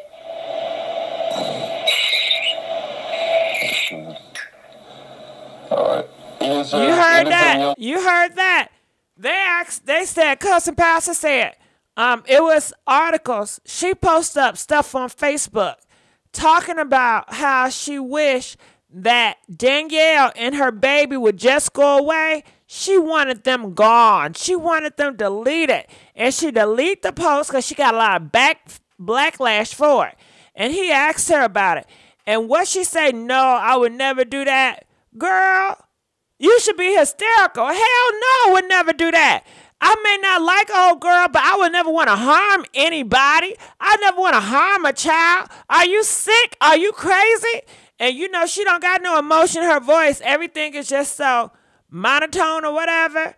But hell no, they accuse you of deleting a baby. Nah. Hell no, I would never do that stuff. Are you sick? Are you crazy? Man, I tell you, I don't know. I don't know. What you want to say on this? I just want everyone to understand, and this is just in general with relationships, you don't know what the other person is going through. And it's best that people do reach out when people do help and cry for help, because I feel like all of this could have been avoided if he just seeked the proper help and went about it the proper way.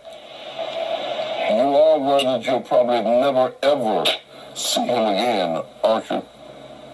I don't think so. And it's upsetting to me that, you know, I just wish that I could just ask him why. Like, why did it have to come down to this type of thing?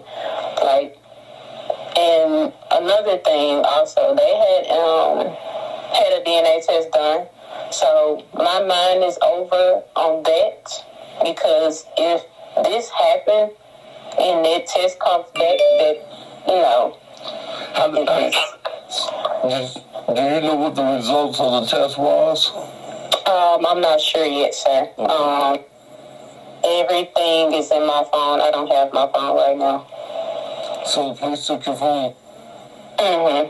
They have my phone, they have my car, everything. Your car? Mm-hmm. Okay. If you was listening earlier, he never wanted me to get in his car. So we drove my car to his parents' house. Right, okay. Mm-hmm. So they took your car, they took your phone. You do? Yep, I did boo-boo. She did all that good, and I said, what is she doing? You have to get your butt clean. Hello.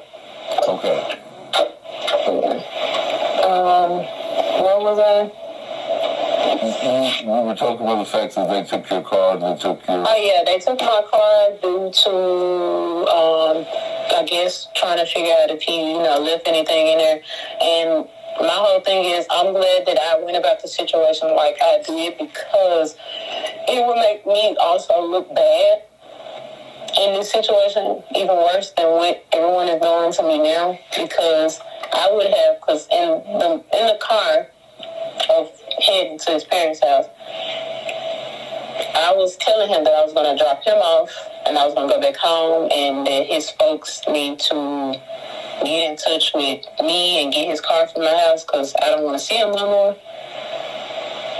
And he said okay, but I stayed because his family ended up calling the police due to him having a threat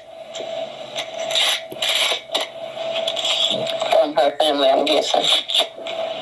And it's just like everything is kind of making sense to me in the moment, because it's like they was probably already informed that she had passed, and they probably knew he was the last person to see her. So his family called the police on him? The family called the police because he had got a threat to his phone. Okay. He, on Wednesday morning, he posted on Facebook, because I responded to one of his, to his page, stating that he was wondering where the baby was and where Danielle was, that they had problems, but... Do y'all hear this? Do y'all hear this? Can y'all believe it? Can y'all believe this? After Brandon took out his baby mama and threw his baby in the Mississippi River, the next morning he went on Facebook talking about, I wonder where my baby at. I wonder where Danielle is. You know, we had little problems, but I never wanted nothing harm to come to her. I never wanted nothing to happen to my baby. Where they at? We hear this all the time, don't we? Remember that janitor dude that took out that tenant lady, and then he went and acted like he was looking for her when the one that did it? These niggas is out of order, out of line. They have no morals. What's going on with their morals? You know? Can we get the morals up? Can we get integrity up? These niggas have no morals, no integrity. Nobody want to talk about that, now do they? Man, I tell you. He cared about his baby and he cared about Danielle. We now know that's all a lie. And I think that's your other child there that's crying. Do you think that the wife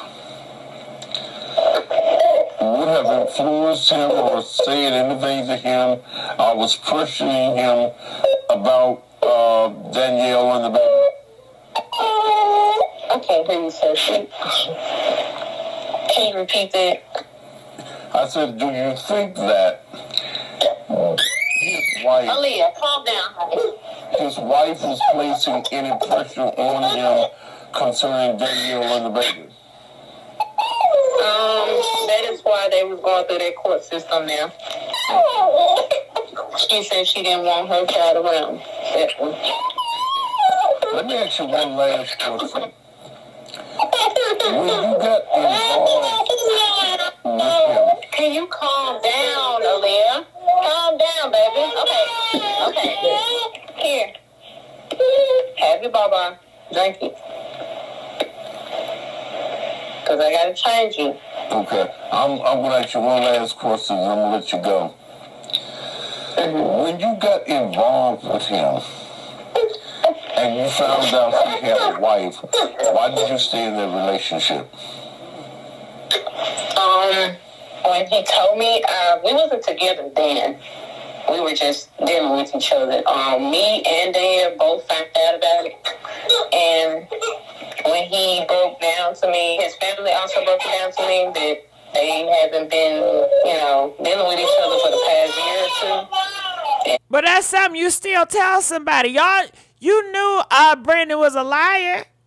Comment, let us know. If you're dealing with a man, when do you feel like he should disclose to you that he is married, that he is legally married? Even if nothing is going on, then what's the problem? Just say you're legally married, we're separated.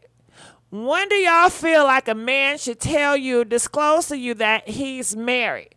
Press 1 if you feel like in the first week of talking. Press 2 if you said within the first 3 months. 4 if you feel like in a couple of years. He should have been first told you that. He's a liar. That she had a boyfriend herself, so it was like, okay, y'all processing y'all divorce and etc. Leah, calm down. Here, okay. You have to put the camper on.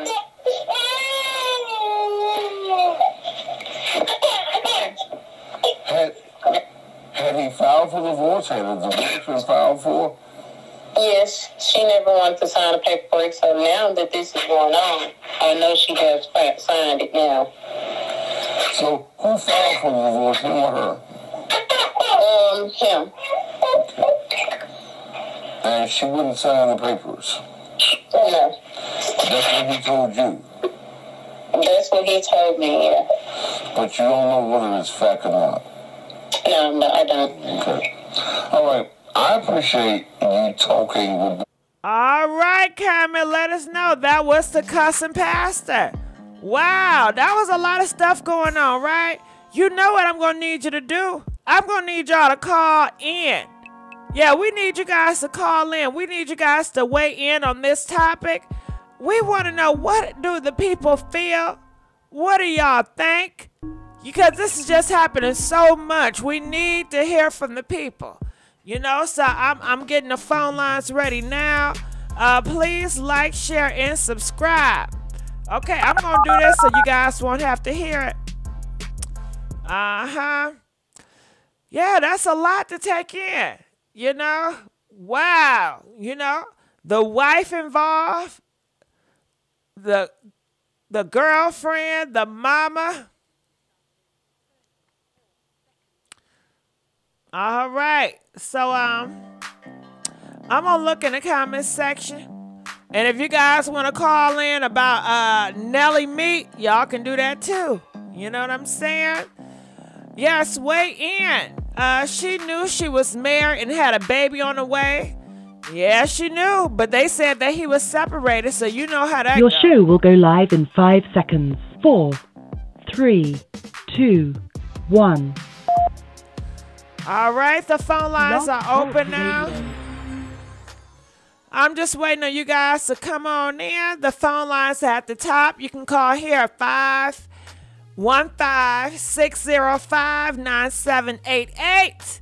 Thank you, Tiana Harris, for putting that up in there. All right, we got a caller. Hello. Hello. Tell us your name, where you calling from. This is Kamisha, and I am calling from the Bay Area in Cali. Come on, Kamisha, talk to me about this.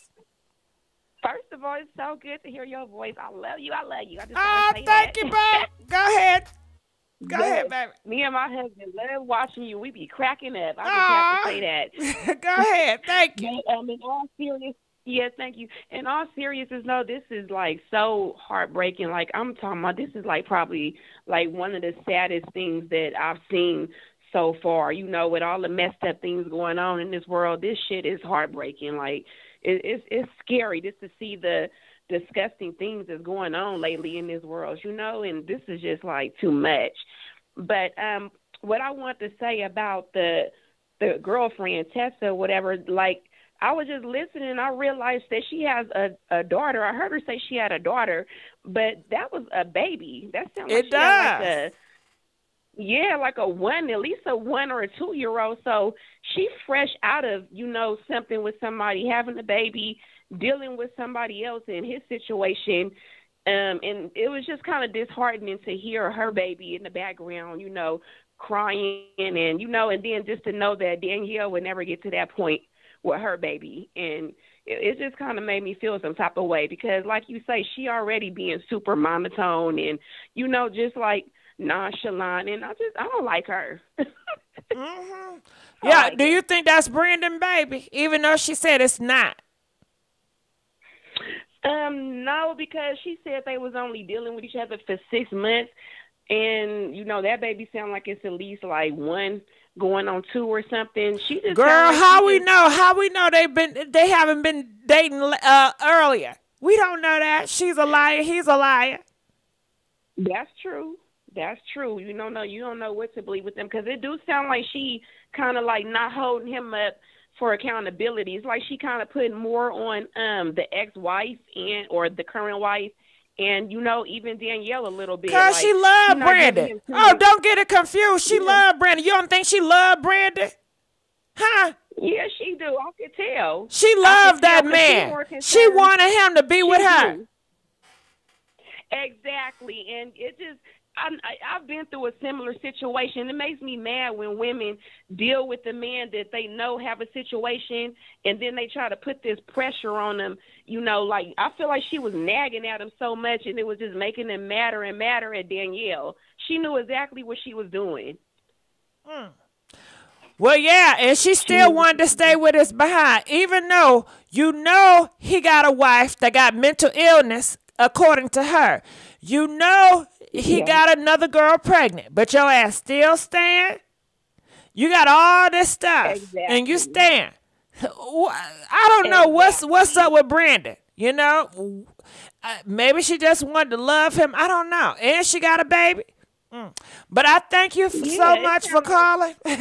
She got a lot going on. Yes. Yeah, a lot of toxicity. They need to get it together. But I wish her, Danielle's family the best, and they in my prayers. And thank you again for answering. I love you. I love you too, boo. All right, let's go into the next caller. Feel free to call in. Hey, how you doing? Tell us your name and where you're calling from.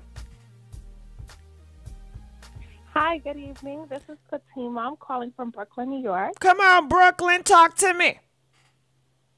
I really want to say first and foremost that the family has my deepest condolences. I think that this story has really touched home, especially when you think about how this young woman was working so hard to prepare for her child's birth, and to hear the sadness and the heartfelt sympathy that her mother has, especially just knowing that she was working herself just to prepare for this family's new arrival.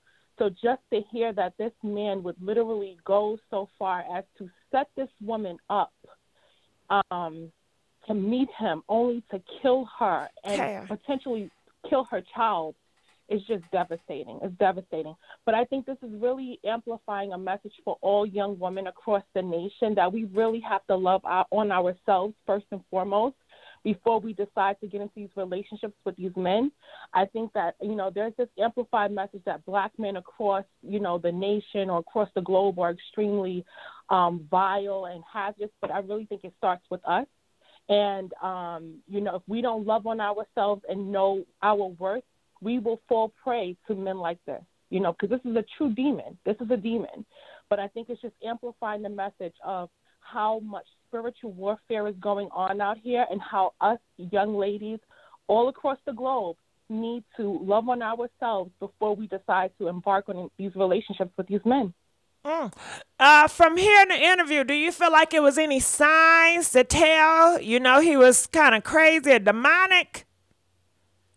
Oh, absolutely. For the fact that she said that this young woman was following her lets you know exactly what type of narcissistic behavior she was embarking on with him as well as with Tessa. Yeah, Tessa, you can tell she has no soul. I hear very you. Cold-hearted. She basically showed no emotion throughout the entire interview. I mean, my goodness. I think when it's all said and done, Danielle's family is going to really see just how narcissistic and vile these people are.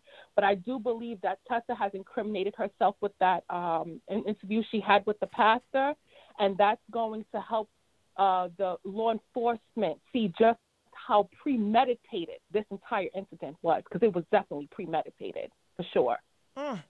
All right, well, I thank you for calling in. Just to add, Tessa said, nah, girl, it was the other way around. She said, nah, Danielle was the one that was messing with her. And she said, y'all need to look at the wife, because our wife really didn't want Danielle or her baby around.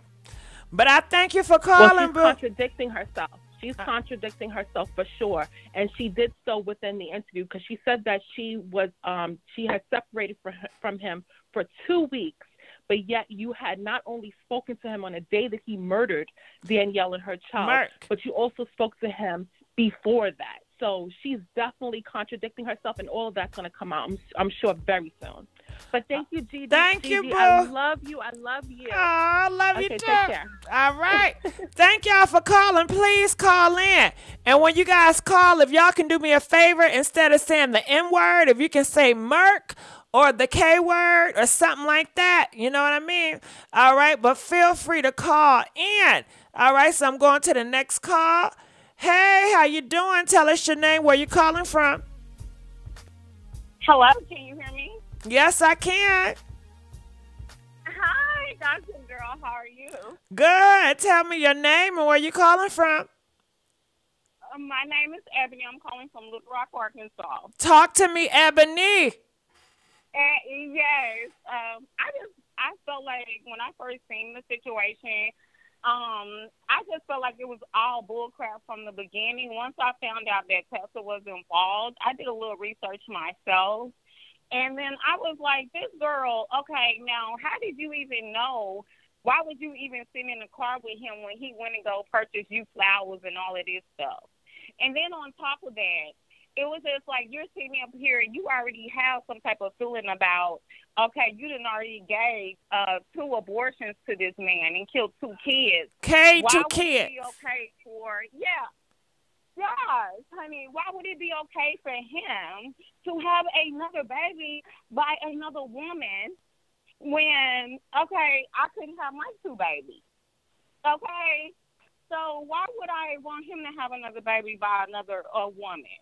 No, well, he told her, you got a problem. You got too many problems.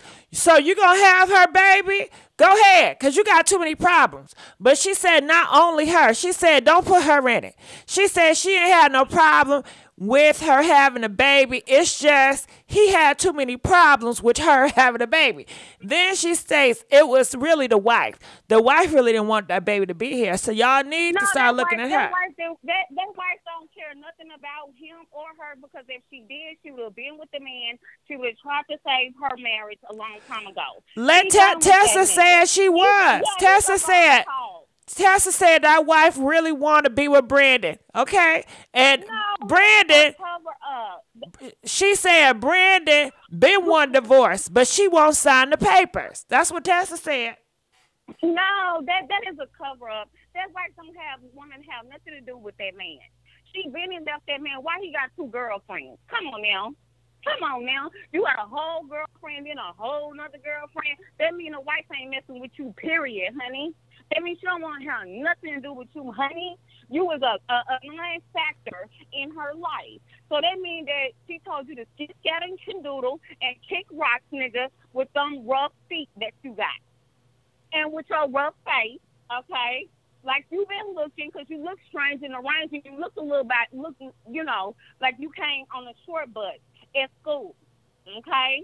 To have this woman to tell you to do this to this woman and her baby, you ought to be sickened and you ought to be ridiculous, or your family should be embarrassed of you. Your whole spirit should be just crawled up in your set. Okay? But guess That's what? how I feel. I appreciate you, and I think you're right. But sometimes if a person's mind ain't right, they feel happy about it. They feel like, damn, that nigga really loved me, girl. Do you know he took out his own baby for me? He took out another woman for me? Oh, girl, I feel like I am the bomb.com. None of y'all can't say that a man took out somebody for y'all. It's that Ari what's that Ari ideology? That's how I feel like. Yes. It's that Ari Fletcher. Yes, definitely. But I thank you for calling. We got some other callers. Make sure you call back. All right, Miss Ebony. And I love you, baby. I love you too, Ebony. All right, let's go on to the next caller. All right, here we go. Hey, how you doing? Tell me your name and where you're calling from. Hi, Gigi. This is Lissy calling from Florida. Hey, Lissy, how you doing, boo? Tell me, talk to me. What's on your mind with this case, Lissy? First of all, I want to say I love you. I listen to you every day. Thank you, boo. Thank I want to say on this, you're welcome on this case. I'm hoping this is a trial that goes actually viral so we can follow, because we definitely will be hearing from the girlfriend in court, most definitely. She is involved. She knows more. You can tell.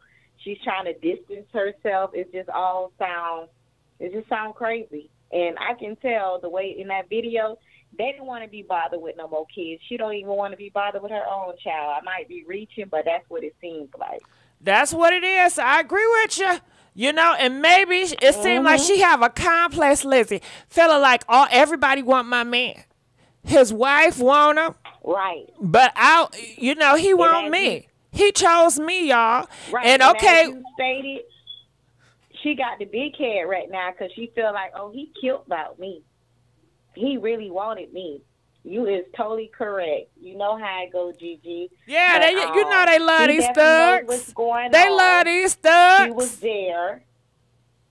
was there. And the baby was in the car seat next to that baby. And that's a very sad situation. Very sad. But that's all I wanted to say. Well, thank you for calling. Make sure you call back, Lizzie. All right. I will. Thank you. Bye. Okay, bye-bye. All right, let's go on to the next caller. Feel free to call in, y'all. The lines are open. Hey, how you doing? Tell us your name and where you calling from. Hi, my name is Jazzy, and I'm calling from Memphis. Hey, Jazzy. Talk to me. What's your thoughts about this, Jazzy? I got a complete headache from this whole ordeal. I'm in Memphis, so I'm following the case all day, every day. Okay, if we do the math, Danielle was a teenage mom. She was 17 when she had her first child. Right. So I'm taking it as, okay, I had help from everybody else because I was a teenage mom. And so I'm going to have this baby, and I'm going to raise this baby, the best I can by myself or with his help. Number two, when you ask the question, if your daughter was in labor, would you take off work? Absolutely. Absolutely, I would. Especially knowing that she wasn't in a good relationship with the baby dad. Right. Okay, next thing. Okay, if you live in Memphis, you know that 90% of people work at FedEx. I was told that everybody at FedEx be, getting busy, whether you married, single, separated, or what. Hold on. Wait, Liz. Wait. Hold on. Yes, Your name Jazzy again, right? Jazzy, and I live in Memphis, Tennessee. Jazzy. Jazzy. Listen, you telling me FedEx, they be freaking, they be doing a do? Everybody. And who told me was a married man who was trying to holler at me. And I'm like, okay, he didn't tell me he was married. I found out later on. And he was a manager at FedEx. No wonder why I'm missing my package. Do you know so many people missing their package? Y'all up in there giving head. Okay? You better. Everybody at FedEx sleeping with everybody. I believe it. I'm telling you what I know. I'm telling you what I know. And hold on, Jazzy, you want me to add to it? You want me to add to it? Please. Okay, you know I'm from Detroit, girl. And they tell me this. Over there at them plants, them car plants. Because, Detroit, that's more the city, child. It's the same thing. Right. Everybody talking to everybody, mess with it. I guess when you got a whole group of black people together, they don't know how to compose their stuff. They just doing to do with everybody. Y'all, man. Thank you. Thank you. And I'm like following this story, and I'm like, okay, it's too much. I should have jotted down everything I had in my mind to say because it's just too much. And I watched the cousin preacher. He was supposed to come on tonight and do a part 2, but he's sick, so he's not on tonight. He's sick, yeah. So he's not on tonight. Sorry to hear that. Yeah, so he was coughing last night. He wasn't feeling good, and so his daughter got on and said that he wasn't going to be on because he wasn't feeling well or whatever. But another thing, you said get the name, get the number, get the address. I went further than that. I got the Social Security number. When my child's father went to sleep or went to the restroom, I'm like, oh, no. I got that Social Security number, and trust and believe I had to use it later on. What did you find out? Social Security number. I'm sorry? Did you find out anything, Jazzy? Well, what I found out was I had to use it in court because he didn't want to pay child support. Okay. Yeah, get that Social Security number. Get that number. Get the Social Security number, ladies. And another thing, ladies, the vitamin D will mess you up. And we know what the vitamin D is. I know what that vitamin D is, girl. I know. That vitamin D will get you, and you might not even be attracted to this man.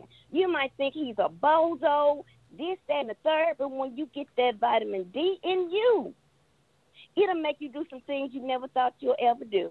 Especially if you're weak-minded. If you're weak-minded and your spirit is low, you have low self-esteem, and you're looking for dick to validate you. You know what I mean? Because, these people out here, they want dick to validate them.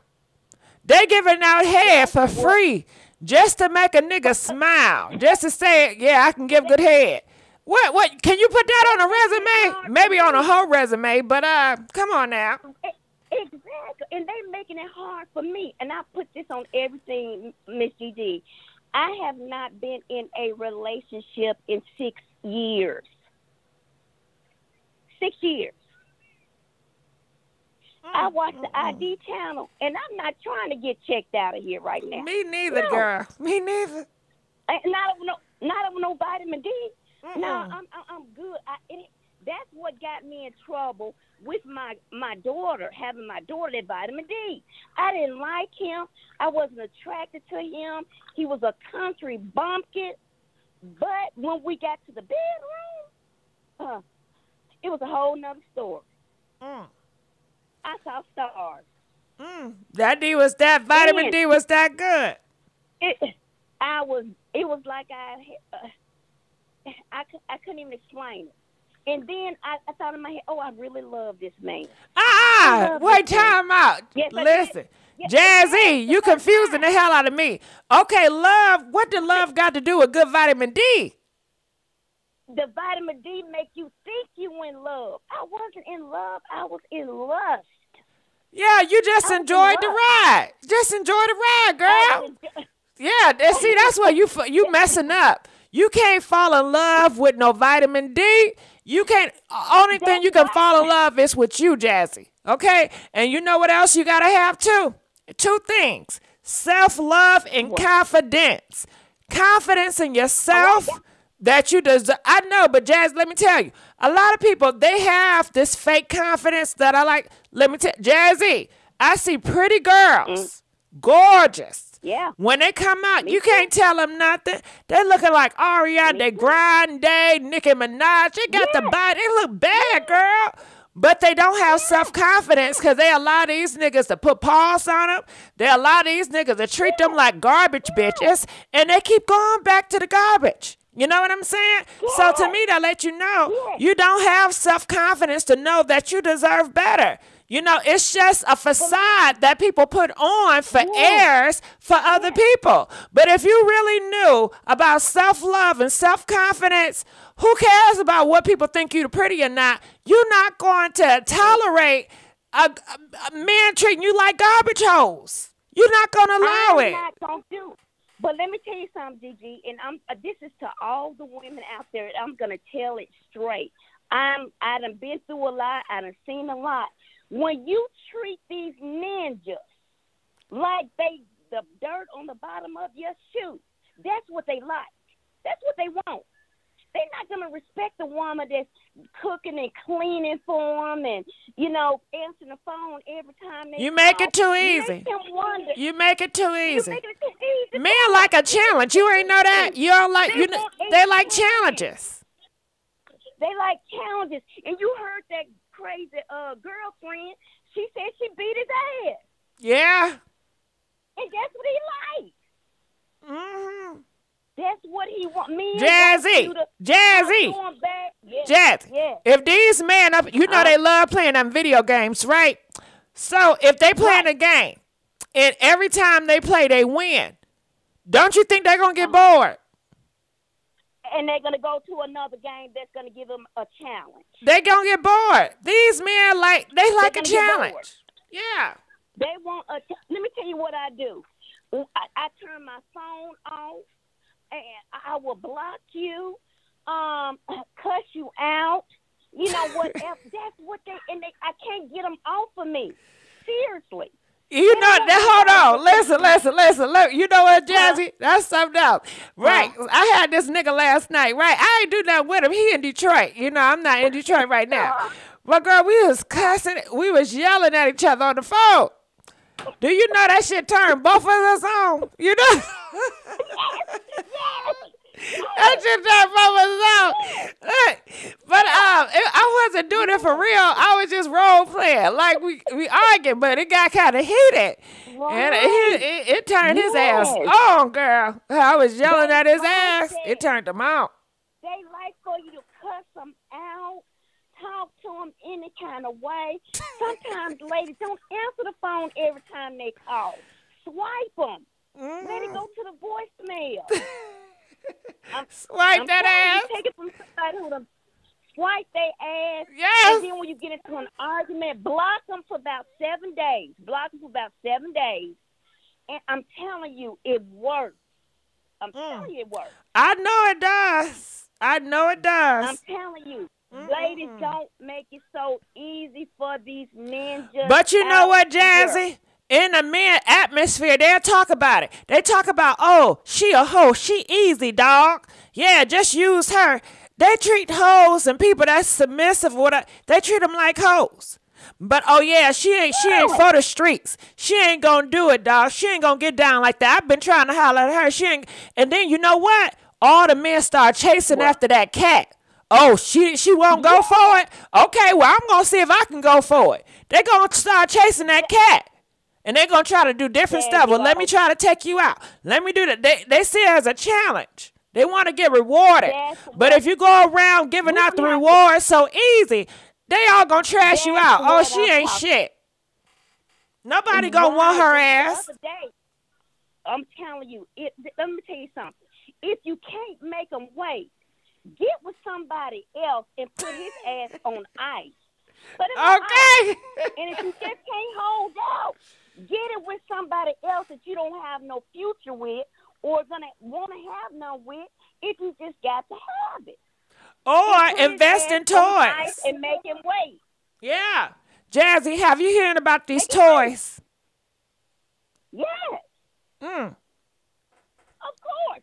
You just do whatever you have to do. Just don't give it to his ass.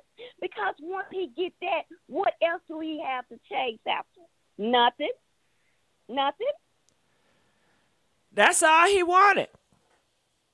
That's all he wanted. And once he get it, okay, I done got it. So I ain't got to take her to Ruth Chris. I don't have to take her to Texas Day, Brazil. I ain't even got to take her to McDonald's. Make these men just suffer. Right. But guess what, girl? You know what they get mad at, right? Okay, let's make up names. Cheryl. Cheryl, give it up for free, girl. And he treats Cheryl like a garbage hole, okay? He don't do nothing for Cheryl. But let me tell you something about Barbara. Barbara ain't going to do all that. She ain't doing it with him. Do you know he is taking wine and Barbara out, paying Barbara bills? And Cheryl going to get mad when she find out that same man that always tell your ass, I don't got it. You know, my funds is low. You know, I can't do that, baby. He out here taking out Barbara. Treat Barbara real good. Bending over backwards for damn Barbara. That's what I'm trying to. I wish I could preach to the women out there so they will be aware and get it. Just don't hear it, but get it in your head. And don't be having these babies.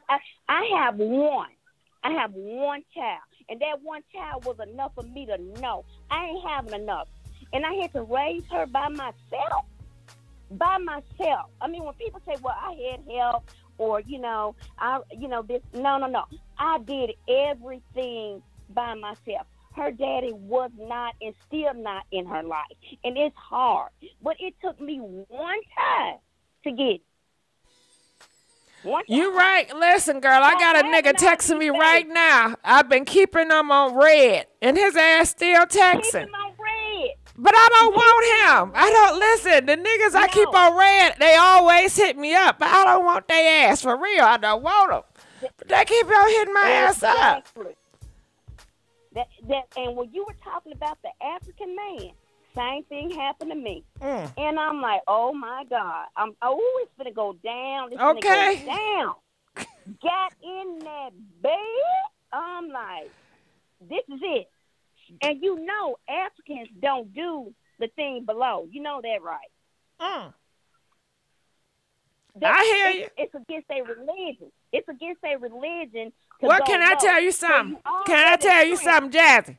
They lie about that shit, too. They lie. It's against, they do anything that's against their religion, okay? Now, that's just the talk. But they do any and everything. Trust me, believe me, from Nigeria to Muslim to all of them, okay? Well, mine was a shrimp. And he was like, well, we can't do that. It's against our religion. I'm like, okay, well, it's against my religion too. I'm gone. I ain't getting nothing out of this shit right here. I'm girl, gone. I wanted him to take my ass to Africa in the bedroom. Do you hear me? We ain't go nowhere, okay? But I will say one thing. They have some nice skin.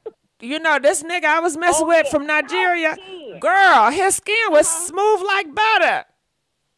Smooth and soft. Okay, nice chocolate skin. Shea butter. Yes, might be the same dude. We might be the same dude. Shea butter. That's that shea butter. You know that shea butter you get from Africa. I disagree. I don't think it's shea butter. I think that's just how their skin is to me, because how his skin was. It was not nothing on the market that made his skin like that. That was natural. That was just God, that's how he was born. You know? Ooh, and he was chocolate one. 6'5", girl. 6'5", 6'6". He was basketball. Big tall. God. Yes. Ooh, Big old hands and everything, child. And them be the ones that ain't got nothing. No. And I know he probably feel bad about it. You know, it's like the elephant in the room. You don't want to talk about it, but hello. You know? Right. But I enjoyed you, Jazzy. I know I got people calling. I love you. And, girl, you better call me back because I really enjoyed talking to you. And look, my daughter, she's 22. Every day she asks me if you want. Aww. Every day she said, Mama, she's 22. She be on the floor dying laughing. Tell her, hey, I love you, girl. Okay. she every day she said, Mom, when we come in the house, she make me go on YouTube to see if you want. Aw, I love her for that. Yes. All right, girl. Well, we'll talk to you soon. We'll be on the phone forever. I know we would. Please call and knock on my door. All right, boo. All right, that was Jazzy. I enjoyed her. You know, I know y'all want to keep on this case, but I end up talking to her forever. All right, let's go on to the next call. Please like, share, and subscribe. Good. Hey, how you doing? Tell us your name and where you're calling from. Hey, Gigi. Hey, how you doing? Tell us your name and where you're calling from. Girl, it's Meg. What's up? Oh, what's going on, Meg? How you doing, boo? I'm good, love. How you doing? Good. So talk to me. What do you thought about this case? Oh my God, this case is just crazy to me. Like listening to the girlfriend talking and just knowing what the details are about the case. Like she was just going on and talking. It just didn't seem like it really touched her the way that it touches us when we hear about what he did and how. No, you know why? Because she trying to clear her name, Meg. Okay, she trying to make sure everything is right. She know that people talking out here in these streets. Her address is up in here. So whatever she can do to kind of pour off the water, whatever, she gonna do it. That she just try to clear her name. So she don't got time to sympathize and to think. She trying to clear her name, girl. That's what I was wondering too. Like, in your opinion, if you were in that situation, would you go on interviews? Like, would you get on, somebody's podcast? Okay, let's talk about it. Okay, if I did not do it, would I go on somebody's podcast? No, if I did not do it, no. I'm going to let the court and the laws handle that. Whatever they need me to do, then I do it. Exactly. But before I get on a platform, hold on, Meg.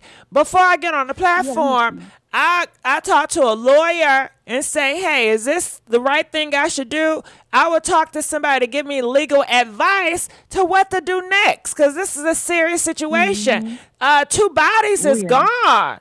But if I did do it, then, and if I didn't have any representation, if I did do it, I still get representation, okay?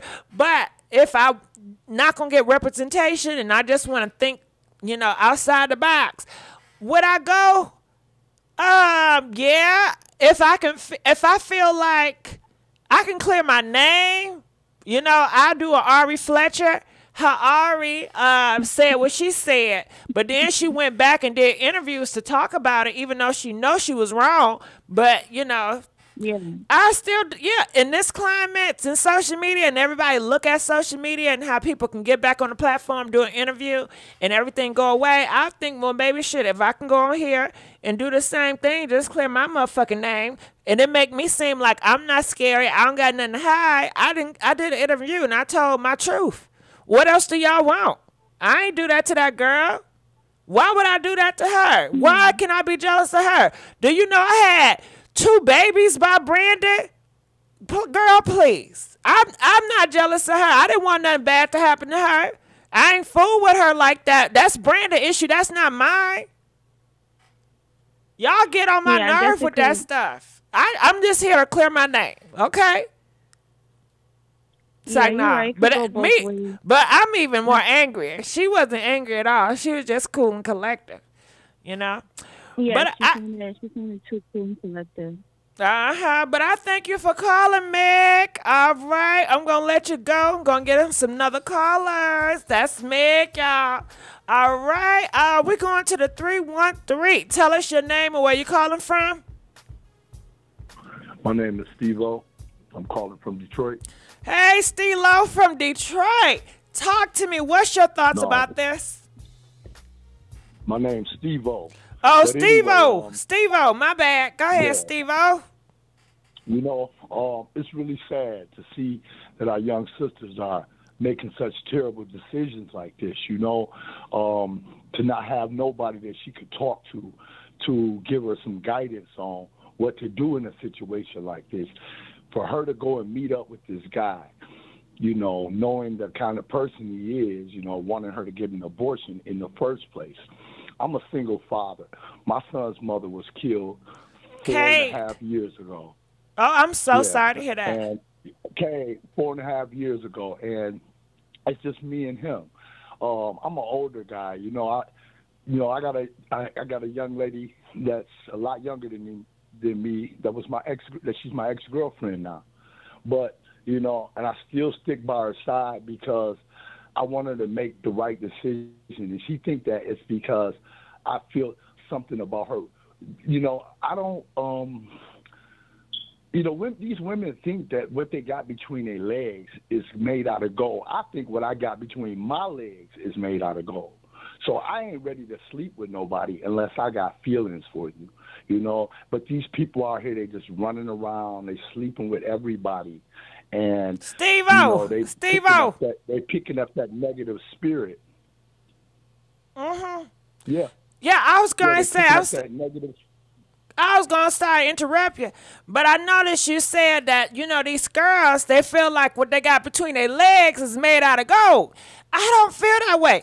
If that was the case, okay, would you give your Rolls Royce to anybody? Would you allow anybody to drive your Rolls Royce? And I don't think they'd do it either. I won't allow nobody to drive my minivan. Oh, well, damn. I'm gonna let you keep going. I ain't gonna interrupt. Not unless if she's my woman, yeah, you can. You know, I don't know.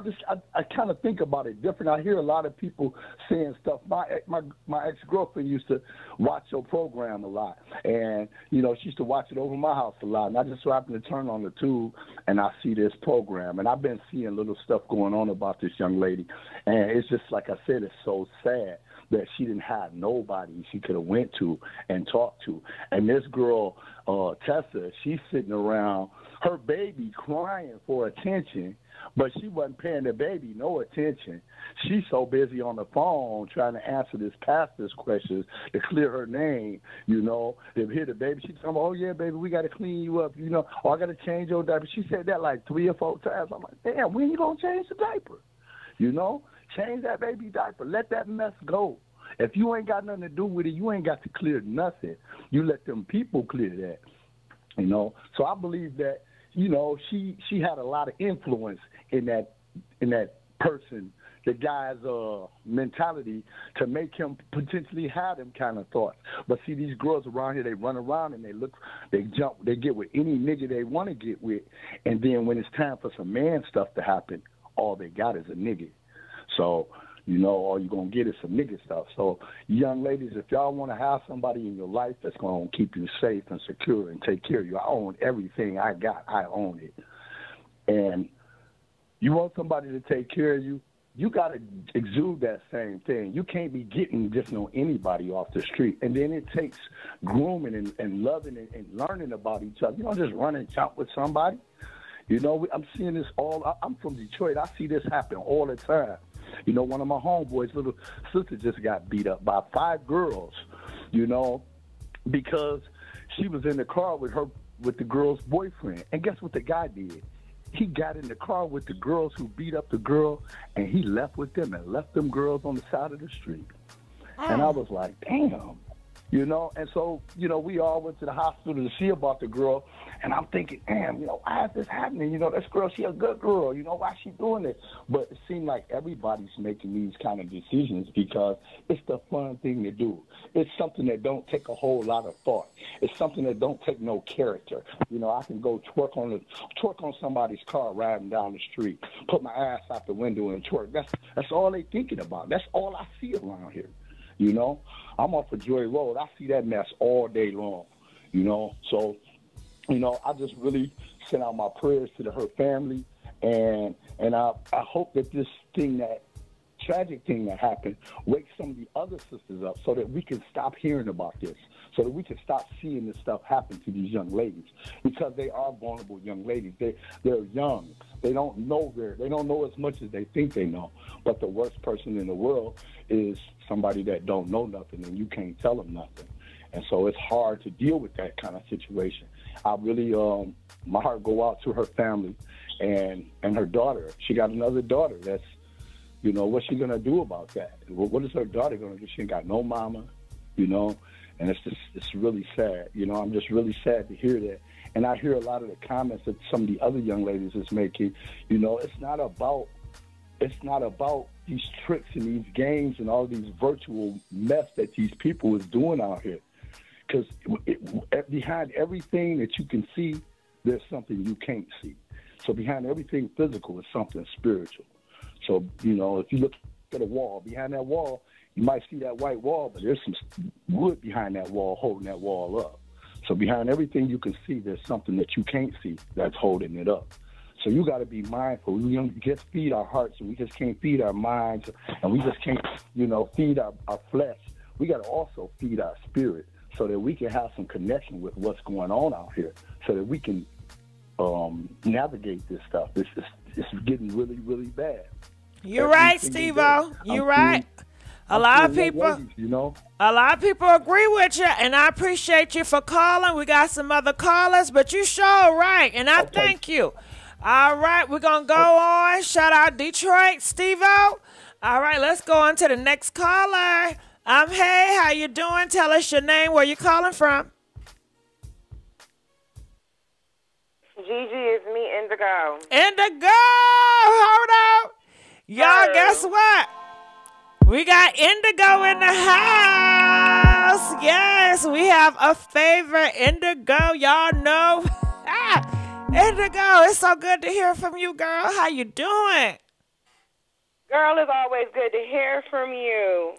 Okay, so before I sound off on the topic, the last caller, while I'm sorry about what happened to his wife, and he mentioned women need to do better and all of those things, but also black men need to do even extremely better, meaning you all have to hold other men accountable. When you see other men doing and saying and not living righteously, you have a responsibility to your fellow brethren to check each other. So while I heard him talk about all of the disparities that black women have endured at the hands of other black men, what was his involvement in stopping those things? Furthermore, I wanted to talk to you about his estranged ex-wife.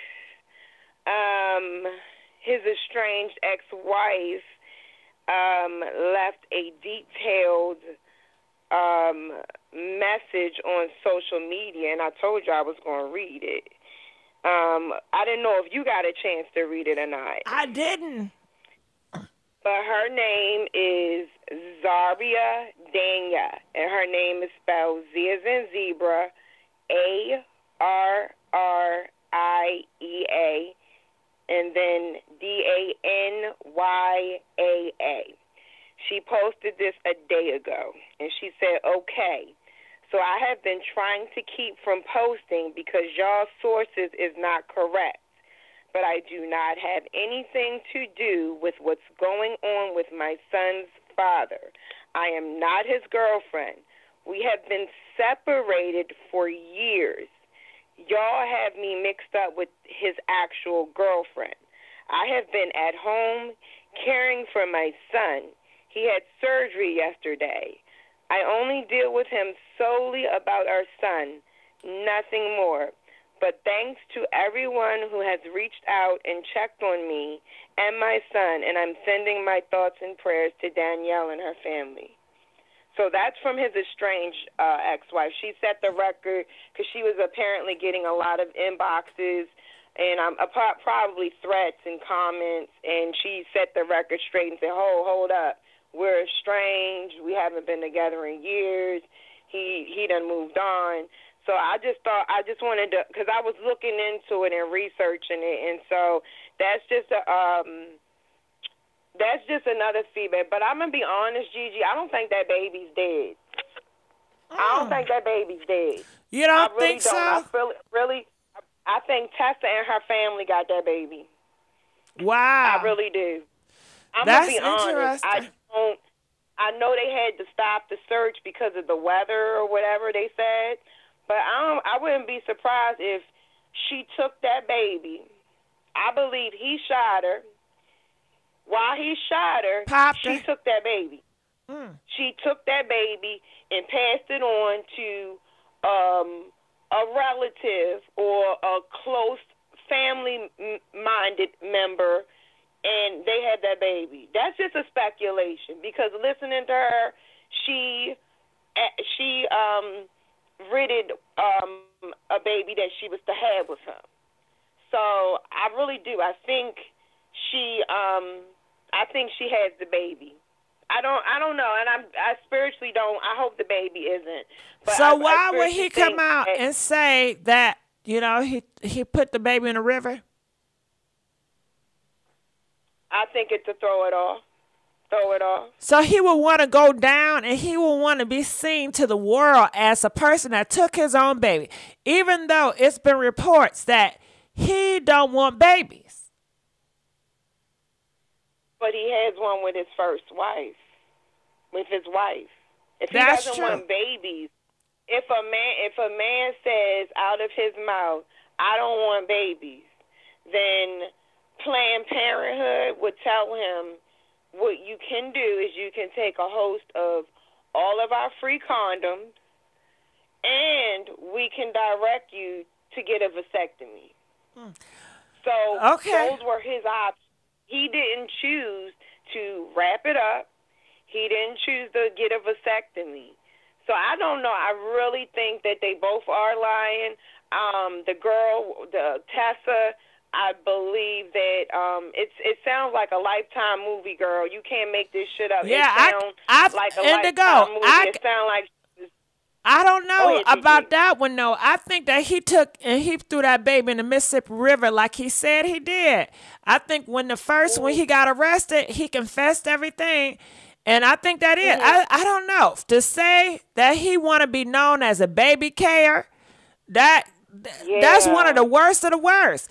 Okay, you going to take this baby and you going to give it to somebody other family. For what motive? For what?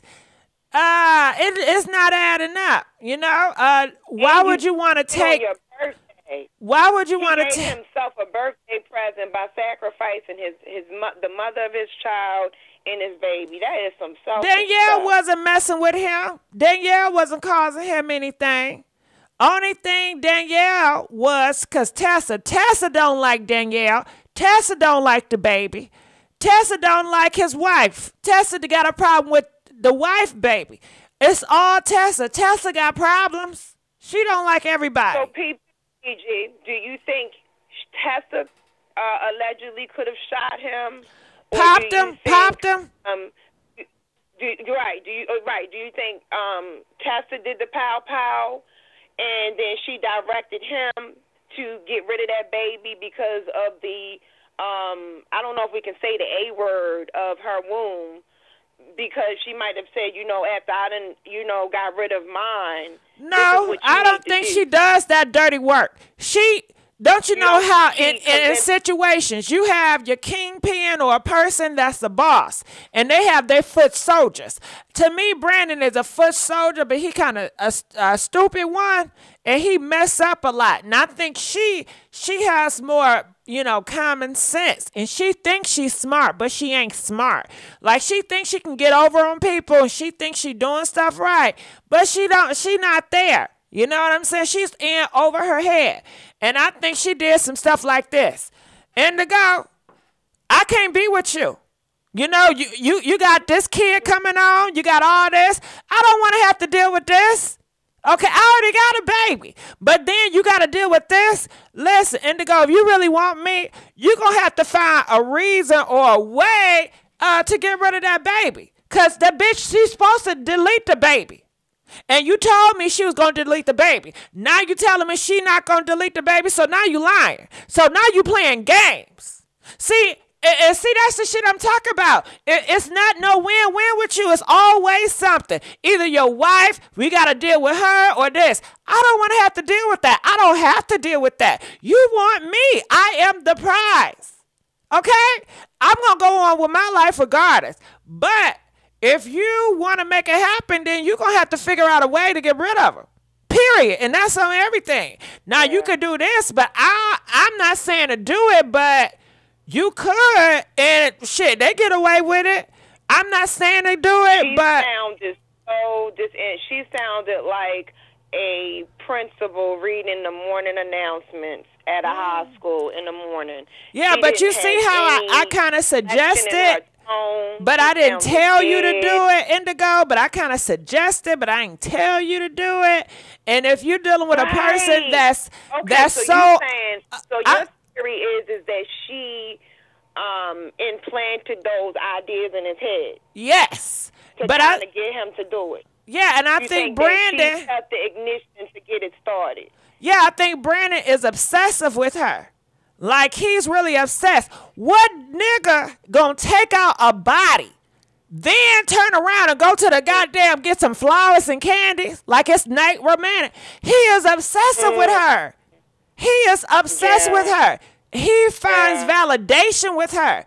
Being with her gives him some type of validation, gives him some type of win. He'll do anything for you. Anything. And you know that interview? I believe that whoever was interviewing her already had information about it and is allowing her to dig her own grave. I guarantee within the next several days we're going to see some stuff where she's going to be an accomplice or an accessory or a conspirator with him. I guarantee she's going to be a conspirator with him. She's going to conspire to have taken care of that girl and her child. I think she conspired along with him because he's not the brightest crayon in the box.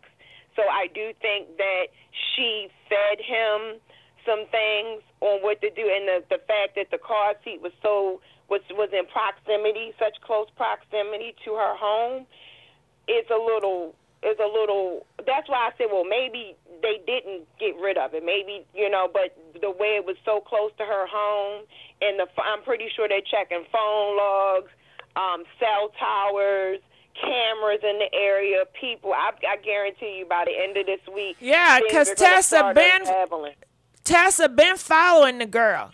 Tessa been following Danielle. And that's why Danielle reported. Yeah.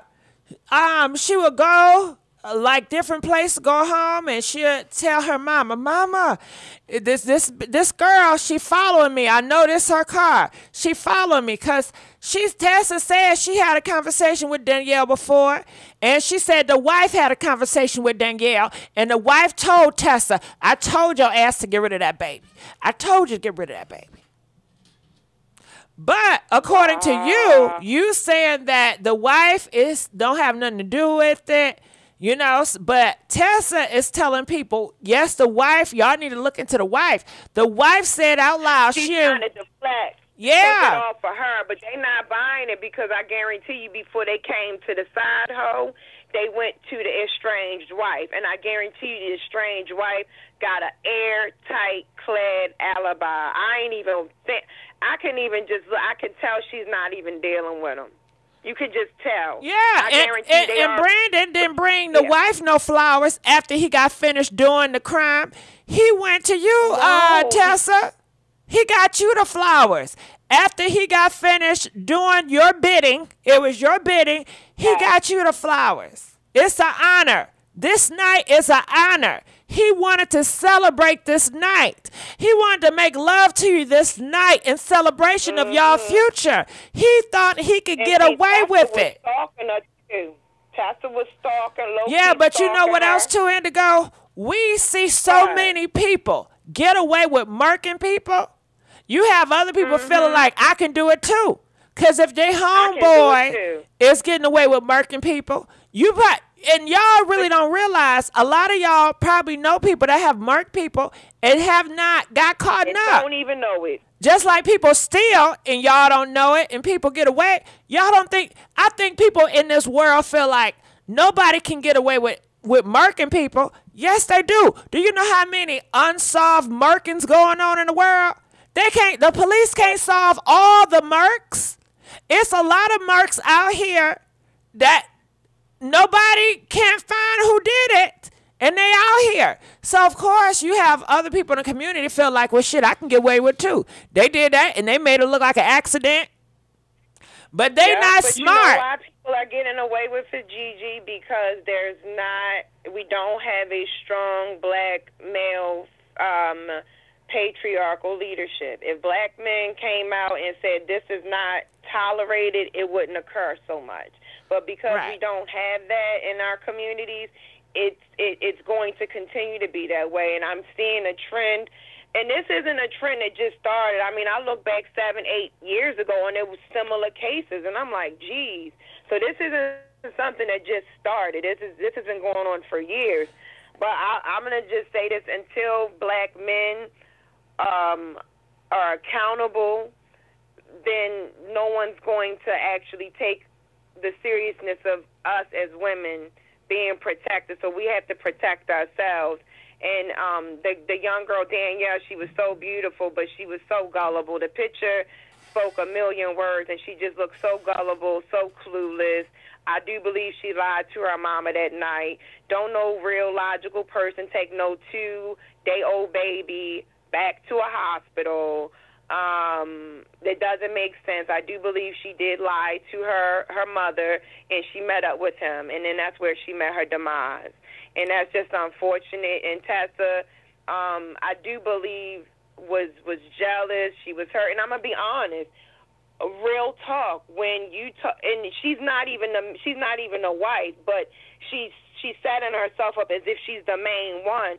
So when you have that type of mentality, a lot of women are ruthless, meaning they don't have empathy, sympathy, nor any understanding when you go outside, when a man go outside with another woman. They don't have sympathy. I know women who don't. My own grandmother, she didn't have no sympathy for none of the women that my grandfather made babies with. She had a disdain for him. She ain't care what happened to him. It wasn't her business. So I do believe the vindictiveness that I heard in her tone, like she just didn't care. She was like, he came over and, we were going to talk, with my mom about us possibly getting back together. Why would y'all have that conversation at that time of night? Why? She was involved. I don't know what reasons he had for wanting to stay with her, but she definitely was involved, and I do believe she was there. I believe she was there. She's seen it all. I believe she wanted to see him murk her out. That I believe it. She's like, I need you to handle that. I believe it. And I believe he also, if they didn't keep that baby, I believe she also watched him toss that poor baby into the river. And I do believe at that point they were like, okay, we got to make it look. And then that's where they. The only reason why I feel like she was not there, I feel like she has more common sense to him. And hell, if we was wanting to take somebody out, why would we want to make it seem like we the last person they talk to? Because, Brandon, you know the last person she was with is you. Yeah. That don't make sense. You told her, come on, let's meet here. So that Brandon is stupid. Like, very dumb. Right. Very dumb. And they didn't use burner phones. They didn't think it out. They weren't calculated about it. But I do believe if she was there. She was either there after he did it or she was there during why he did it. She was there. She was there. It was premeditated. This was he's not. I don't right think enough. she was there. I hear you. If she was there, she told him, "You got to get rid of that whole situation because look at what I did. I done got rid of your babies for you. Yeah, I done 86 my womb, and here you go getting with her. That ain't what we agreed to. You said it was me and you forever. So no, you got to make this right. She too much trouble. She messy. You need to handle her." Yeah, but I think she want to keep her hands clean. She don't want her hands to get dirty. Because if she was with him, why would he go to Walgreens and surprise her with some damn flowers and candy? You know what, Gigi? Now we thinking like detectives. You know what? That is a true point. So he got the. It was a surprise. Flowers and candy. It's a surprise, baby. I did it. Baby, for what I did. Let's go. Okay, you know what? So maybe she wasn't lying on all points. Remember what she said? He was going to come over to the house and sit and talk with me and my mother about our relationship. So when he did that, he brought her flowers and candy as a way to start new. But do you think she didn't know that he took care of the girl? That's a different perspective. He bought her candy and flowers to start off new. Yeah, I think in this mind, I wiped the clean. I got rid of the problem. Now we can start off new. I think he got problems upstairs. And that's why they said that at first he admitted to everything. Now he's backtracking. He said he's not guilty. And they are saying he's trying to plead insanity. Like he just went crazy and snapped. Wow. Dang. All I got to say is she involved. She involved. I believe she told him, you got to take care of her. I don't give a F what you do. She got to go. And he did just that. He literally did it. And when he called her, everything all right, I need to talk to you, and da-da-da-da-da-da. I believe she played a role in it. I don't know. It's just the way she sounded during the interview is as if she gave 0 F. She had such a monotone tone.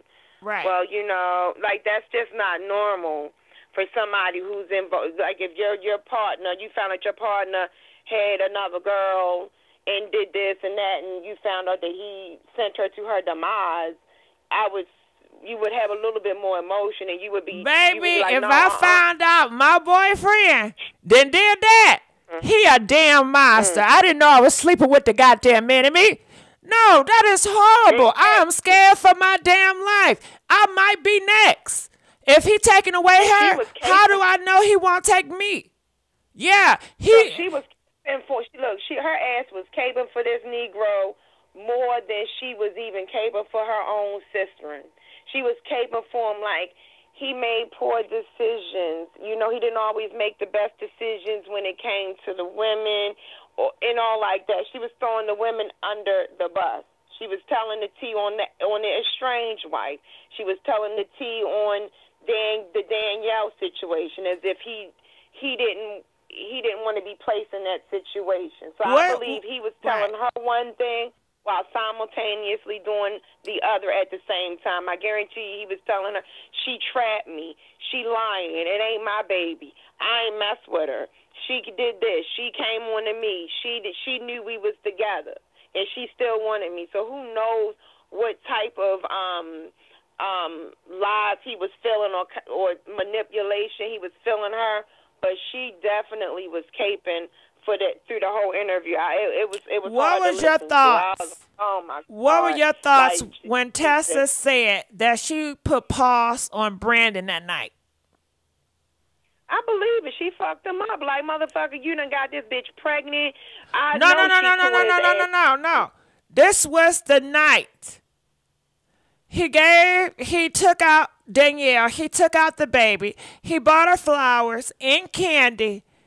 It was that night when he told her, the police say Danielle is missing. And they was in an argument, and she started putting pause on him and saying, what the hell you mean? What are you talking about? And why do they want to talk to me? And why they want to involve my family? And that's when she said she started putting pause on him because he would not answer her. That happened that night. What? Yeah, girl. I don't believe it, bitch. I think they always had a talk. I just, it's something about her spiritually that tells me she's involved. Yeah, I believe she involved to some extent, but I don't think she don't want her hands to get dirty. But I think she want. I think the reason why she was popping him night, you stupid. How could you do that? Well, how did you get it back? Listen, Indigo, you ain't supposed to do this shit to get it back to us. If you're gonna do this shit, you gotta do it smart. You stupid ass. Why the f would you do this? What the fuck you? Oh my God! I told you to take care of the bitch, but I ain't tell you to come to me with all bringing. Yeah, you supposed to do it on some mafia shit. You brought 5-0. You done brought this. Yeah. That ain't how it go. You was supposed to. I think she wanted him to handle it. He didn't handle it discreetly in the way it was that she wanted it to be done. Right. That's what it was. He fucked up the murder. He fucked it up. Unfortunately, he didn't do it in a way to where it wouldn't have any backlash or anyone looking at him. You know these niggas out here, they really. Why would you even Indigo drop the baby clothes? Come on, in the middle of the night. Right, Indigo. Do you realize these niggas out here? They think they mafia. Like they really be taking people out and getting away with it. They think they mafia. They think they this and that. Do you realize that? I mean, you hear them talk about in the music how they'll take you out and get away with it, but that's real life in these street niggas. Then we need to stop. Black women need to stop dealing with street niggas, because when a person tells you who they really are, you need to freaking believe them. If a man is telling you that he 4 or 5 in the morning, he murking 5 or 6 bitches, and then he come home with 8 or 9 stitches. It turn them on. Indigo, do you know I love a thug? Indigo, can't nobody talk to me and do me like a thug. You like them thugs, girl. No, I'm pretending. I'm pretending. I like a nigga with a high credit score. Okay, can I get a high? Thugs don't care about no credit score. They don't care about no credit. Listen, well, you know. Why I care about your credit, Gigi, when I can use yours, boo? We in this together, boo. But I'm saying a lot of these girls, they love the thug appeal. You know they love a thug appeal. But it's not only their fault. My money need to be clean through your tax dollars. Now, my homeboy, Ray, he got a business where we can clean this money, but I need your tax dollars. Okay.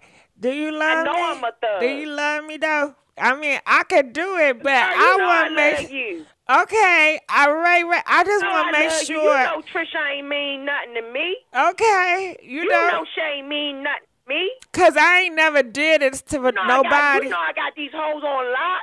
Right. You know I got Memphis on lock. Right, and everybody wants you. Bottom, bitch. Right, and can I tell you something? The girls be bitch. so jealous of me, like, cause I got you. They so jealous. You my bottom bitch, and as long as you remember you my bottom bitch, you gonna always be on top. We ain't gonna never be away. We gonna always be together, and I always got your back. Whatever you need, I got, cause I know it's hard for you, and I love you for real. And can I tell you something? Right, they are. Listen.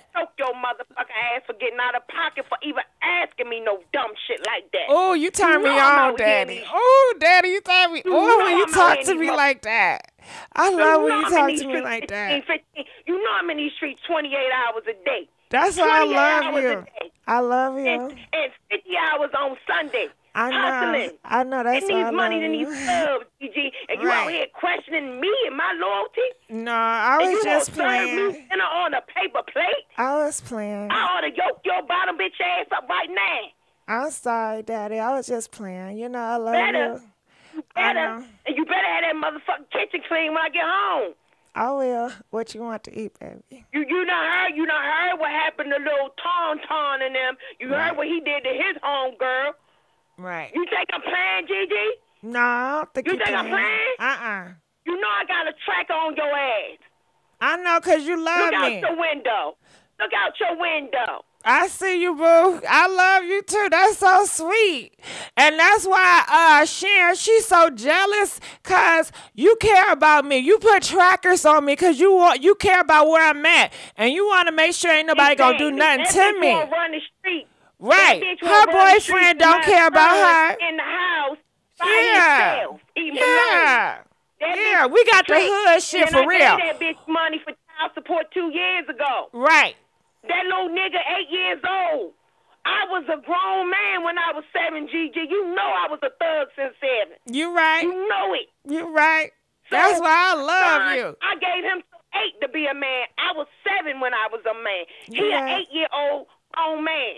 He can fix his own fried bologna sandwiches. You right. I'm done with the child support. I You done right. cut her off. I gave her $5,000. I told her, you better invest well, ho, because I'm moving on to you. I'm moving right. on to you, boo. You my right. bottom bitch. You right. And she couldn't handle it. She be in your ear.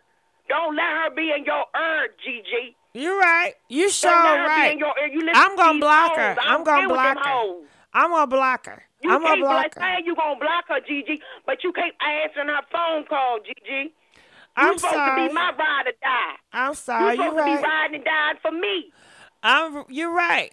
I'm being disobedient. Okay, I'm you ain't being supposed to be listening to these disloyal. women. I don't care about. She talking about she got a baby. That baby ain't mine. You know I told you I was gonna go to the vasectomy clinic when the corona and stuff was over and the covina was over. I told you I was gonna go get a vasectomy. I told you that. Once they clear the clinic, I'ma get snipped.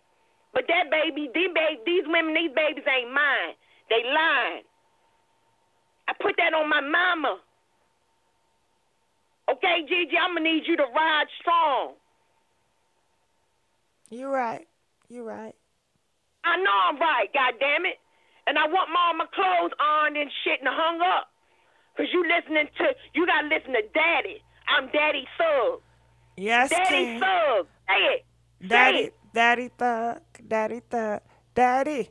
And I don't- want to know. I and seen don't a get girl it on the fucked up, internet. Gigi. I'm tired of you calling me every 15 minutes asking me where the fuck I'm is. Okay, I told you that light-skinned girl, that was my aunt's, my aunt Reefa's, coming out of car. I ain't did nothing with her. You're right. And then Chocolate Bone, I ain't did nothing with her neither. I'm sorry. You I'm didn't know all sorry. these women. I'm they sorry. mad because you riding in my Cadillac and they on the bus. You're right. You want to ride the bus, Gigi, you can ride with them. Nah, But I you want to better ride choose, with and you. you better choose I want to properly choose because you. I don't want know nobody you heard but about you. E-Man and what he did to his last hole that got out of pocket. I just want to be with you. I don't want to be with nobody else but you. Well, you Because I probably love won't you. be with these. You listening to what they saying. I apologize. I apologize for real. Now about this tax check, I need you to sign over, and then plus, I need to be your medical and financial fiduciary power of attorney. Okay. As well, Gigi. So Okay, that I that's can make fine. sure that if something happens, say like you get pound in the kneecap. You're right. Who gonna make the decision if you live or die? It be me. Right. So you need to fill them papers out and make me the lead of everything. Okay. All right? Oh, I'm your yes. attorney. I'm your medical power of attorney. I'm your financial power of attorney. I'm your medical doctor. I'm your gynecologist. I'm your dental. I'm all that. You just pay the copay of $500 and we good. Because that's how thugs do, Gigi. You're right. That's how we do. You're right. Because you a We real. don't know what that man been through. We don't know if that man did what he did to that baby. You always so quick to blame the nigga. We don't know what that girl. We don't know what that girl done put that nigga through. You're right. You sitting there always taking the women's side. No, I'm gonna Y'all don't know what that woman done did. I'm gonna close She it up. could have failed. You're right. You're right. She could have failed. I'm and stupid. got a head wound. You know white supremacists always after us. See, baby, that's why I need you in my life, because you know right. You know right from wrong. And sometimes I be listening to these people on social media and they don't know what the fuck they talking about. But you smart, like you know everything. You my king. Like sometimes I want to say God, you my God. Like I do anything for you because you real. And it's not real men out here. We need more men like you, because you a real man, you know? Cut out all that shit about me going to no goddamn church. I ain't going in no church. Okay? You're right. You're right. I done met with that little smart alecky pastor of yours. He gonna look me up and down like my suit ain't fresh. You're right. You better check that nigga pastor and tell him read Revelations. John 3:16. I go John 3:16 on that motherfucker ass. You ain't even check him, Gigi. And then you gonna let the bishop ask us when we gonna get married. We've been together 15 years, when we gonna get married. And I sat there, you sitting there looking like, oh, well, I'd love to be married. I would love to, but he don't want to. You ain't gonna be telling my business, Gigi. That's between me, you, and God. I'm sorry. I apologize. I'm sorry. I just want you to forgive me, and I'll make whatever you want me to make tonight. And I'm gonna wear something real nice and sexy tonight for you. And I just want to let you know I love you, and I always love you. And whatever you want me to do. You mean it, Gigi. When I do. Get home, you better be in them stilettos in a robe, and you gonna be crawling on all fours with strawberries into your mouth, feeding them. And you better not drop no seeds. I like that. And then after that, you gonna pluck all the seeds out the strawberries and grow a strawberry patch out back to show me you love me. How about that, Gigi, since you won't be praying and talk about me? I do it. I'm your thug. I'm your king. Say it. I'm your king. You're my king. I run this. You run it. You sure right. Say Dildo D, run this. Dildo D, run this. Dildo D, run it. You know my thug name. Dildo D, run this. Yes. I run this. I'm happy you run it. I run this. I done came up off of them ramen oodles and noodles since I've been with you, Gigi. You know this. You can't. You the only one that can cook.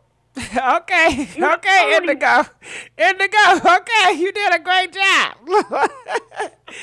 Give it up for Indigo, you guys. Give it up for Indigo. Okay, give it up for Indigo. Keep rocking on. I love you too, Indigo. You better call back, okay? You know I will. Love you, girl. I love you too. Bye-bye. All right, we had a good old time, didn't we? Yeah. How y'all? How we do? Indigo, you did amazing, girl. You did amazing. How we do, y'all? Okay. They said tell Indigo we gotta go. Okay. Not you run it. When he ain't got no job, but you want that 350 Gucci slides. Okay. Spit game. Yeah. Spitting game. Okay. Oscar worthy. Oh, thank y'all. Okay. All right. So we're going to go on to the next caller. Thank you. And I loved it. I enjoyed role playing. But I just need you to let us know what we're going to role play. I think I had a caller try to role play on me and ain't tell me we was role playing. You got to let me know first now. Okay. The struggle hood. Yes. All right. So let's go on to the next caller. See who's all out there. All right. Tell us your name and where you calling from. Hey, how you doing? Hey, Gigi, this is Shanita. How are you? Hey, Shanita. How you doing? Talk to me. What's your thoughts on everything? I'm good. I'm from L.A., and my thoughts on this is that with Brandon got a problem. Brandon seriously have a problem. And I think it was an undiagnosed problem that his parents elected to look at. Because, first of all, it had to be something with, I will go back to the parents, actually, with the society. Society is making people so weak until it just, I don't want to say the boy retarded, but the boy got a problem. And that girl, Tessa, she knew he had a problem, and she played on it. Manipulation. She knew he was slow. That's why his wife didn't want to be with him like that. When she like, wait a minute, I didn't marry this dude? And, no, old boy really do got a mental problem. Well, we want to be careful with those type of words. Maybe we say the R word or MI. But you know what I think? Tessa did tell us that he's a pleaser. You know, so that let us know a lot. He's not an alpha male. He's a pleaser. So he will do whatever it takes to please whoever he deems to be a higher up. I think she's saying that just to, you know, make it seem like she didn't have nothing to do with the manipulation process of it. Okay. I think she honestly manipulated this boy, knowing that he was, you know, not balanced completely. Because at first he admitted to doing the crime, and now he's saying he's not guilty. Okay, a person that somewhat is off the rails, they do tell you, oh, okay, I kind of did it, but then I didn't do it. I didn't know I did it. Well, I think they say he's going to plead insanity. So you just said he got mental issues, so that's what he's going to plead. But that it was a mental breakdown. Huh? I don't think that was an act of insanity. It was an act of manipulation because he was trying to keep that girl. And where he messed up at it because he ain't all that smart. He messed up, went to her house, and basically she tells everybody, oh, well, he was coming to talk to my mom and me or whatever about the relationship. That means right there, if you listen to her, that she's already confirming that he was, after he got done with the job, he was going to come over there. But what he did, he messed up. So since he was over there in there, he realized, like, wait a minute, I just did this. Let me go hurry up and run to my, you know, homegirl, to her, because she the one, you know, had the plan laid out, and I need to know what the next steps are. So let me go ahead and get these flowers while I'm up in here acting like I'm finna go up in here. But really, now that I realize it, I ain't finna go down by myself. Let me plant something towards her way, too. You really think that? To me, I feel like Brandon, he don't want her to go down for this. He really loves her. Exactly. He want to put her on a pedestal. He's going to take the blame. Yeah. That's why he's going to take the blame for it, because he doesn't want her to go down for it, but she the one that insinuated it. She did this. She did this without even touching the girl. Yeah, but he'll do anything for her. So it doesn't matter. He'll go down for it. Because he want to prove to her, I really love you. I really love you. I'd do anything for you. And see, I don't see it like that. I don't know. I don't see it like that. I see it that he has a problem, but not a problem where it will just, he's insane like that. He has a problem where he's been functioning. You know, he's a functioning person. You know? Well, you know and what? I feel like he was with this. It's a lot of people that have a problem, but they're not out here taking out their own babies, okay? So it has to be more than to it. She was behind it. I think, yeah, she's behind it. She's behind it, unless she got something she holding over his head, and that was the reason why.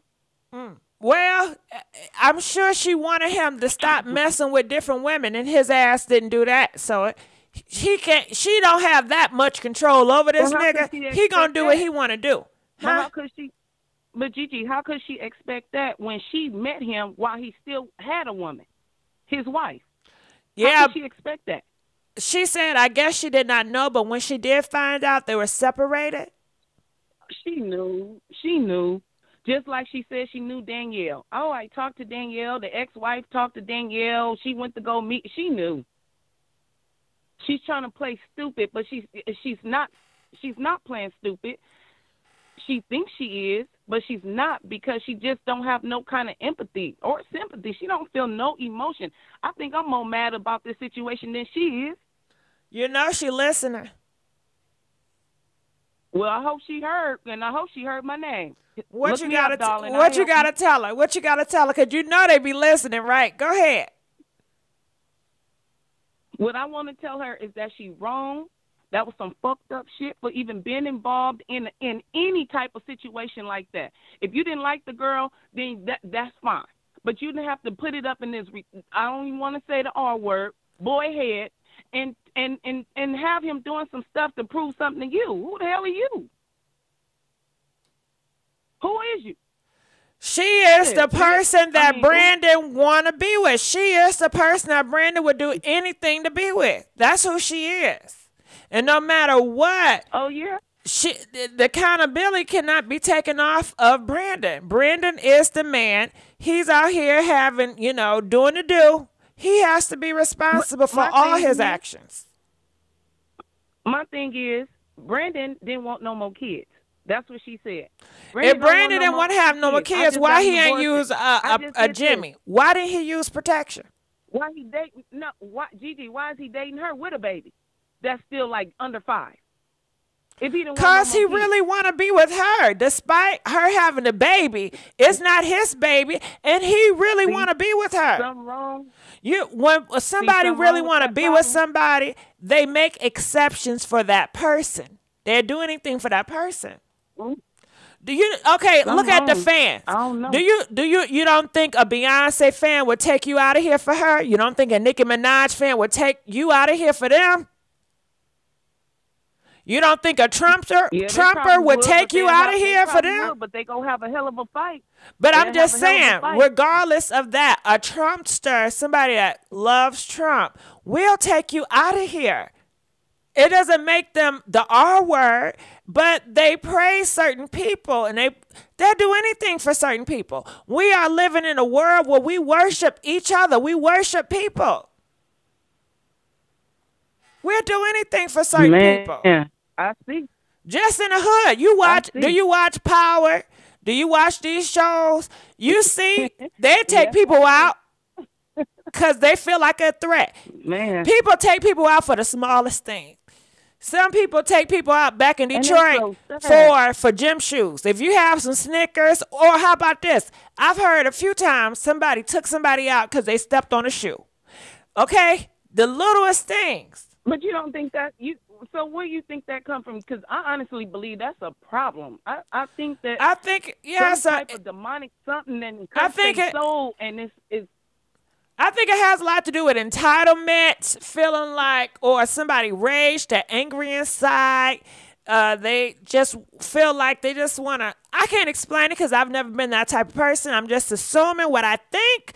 But if I'm in a mindset and you look at my ass wrong and I just want to take you out of here, it's just I got something going on with inside of me. I am enraged. I am upset with my life, and I just want to take it out on everybody else. And you looked at me wrong, which offended me, and it made me feel some type of way. What the F you looking at? Why are you looking at me like this? Oh, my God.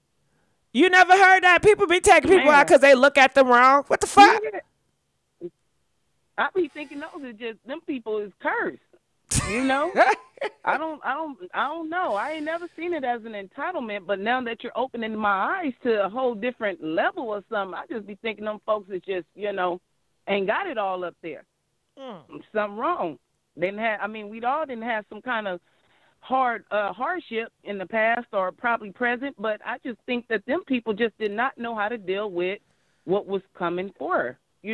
I don't know. But I know something else is off with Brandon and that girl. They off. She definitely knew something about it. She definitely knew. She even popped him in the head in the car because he messed up. He messed up.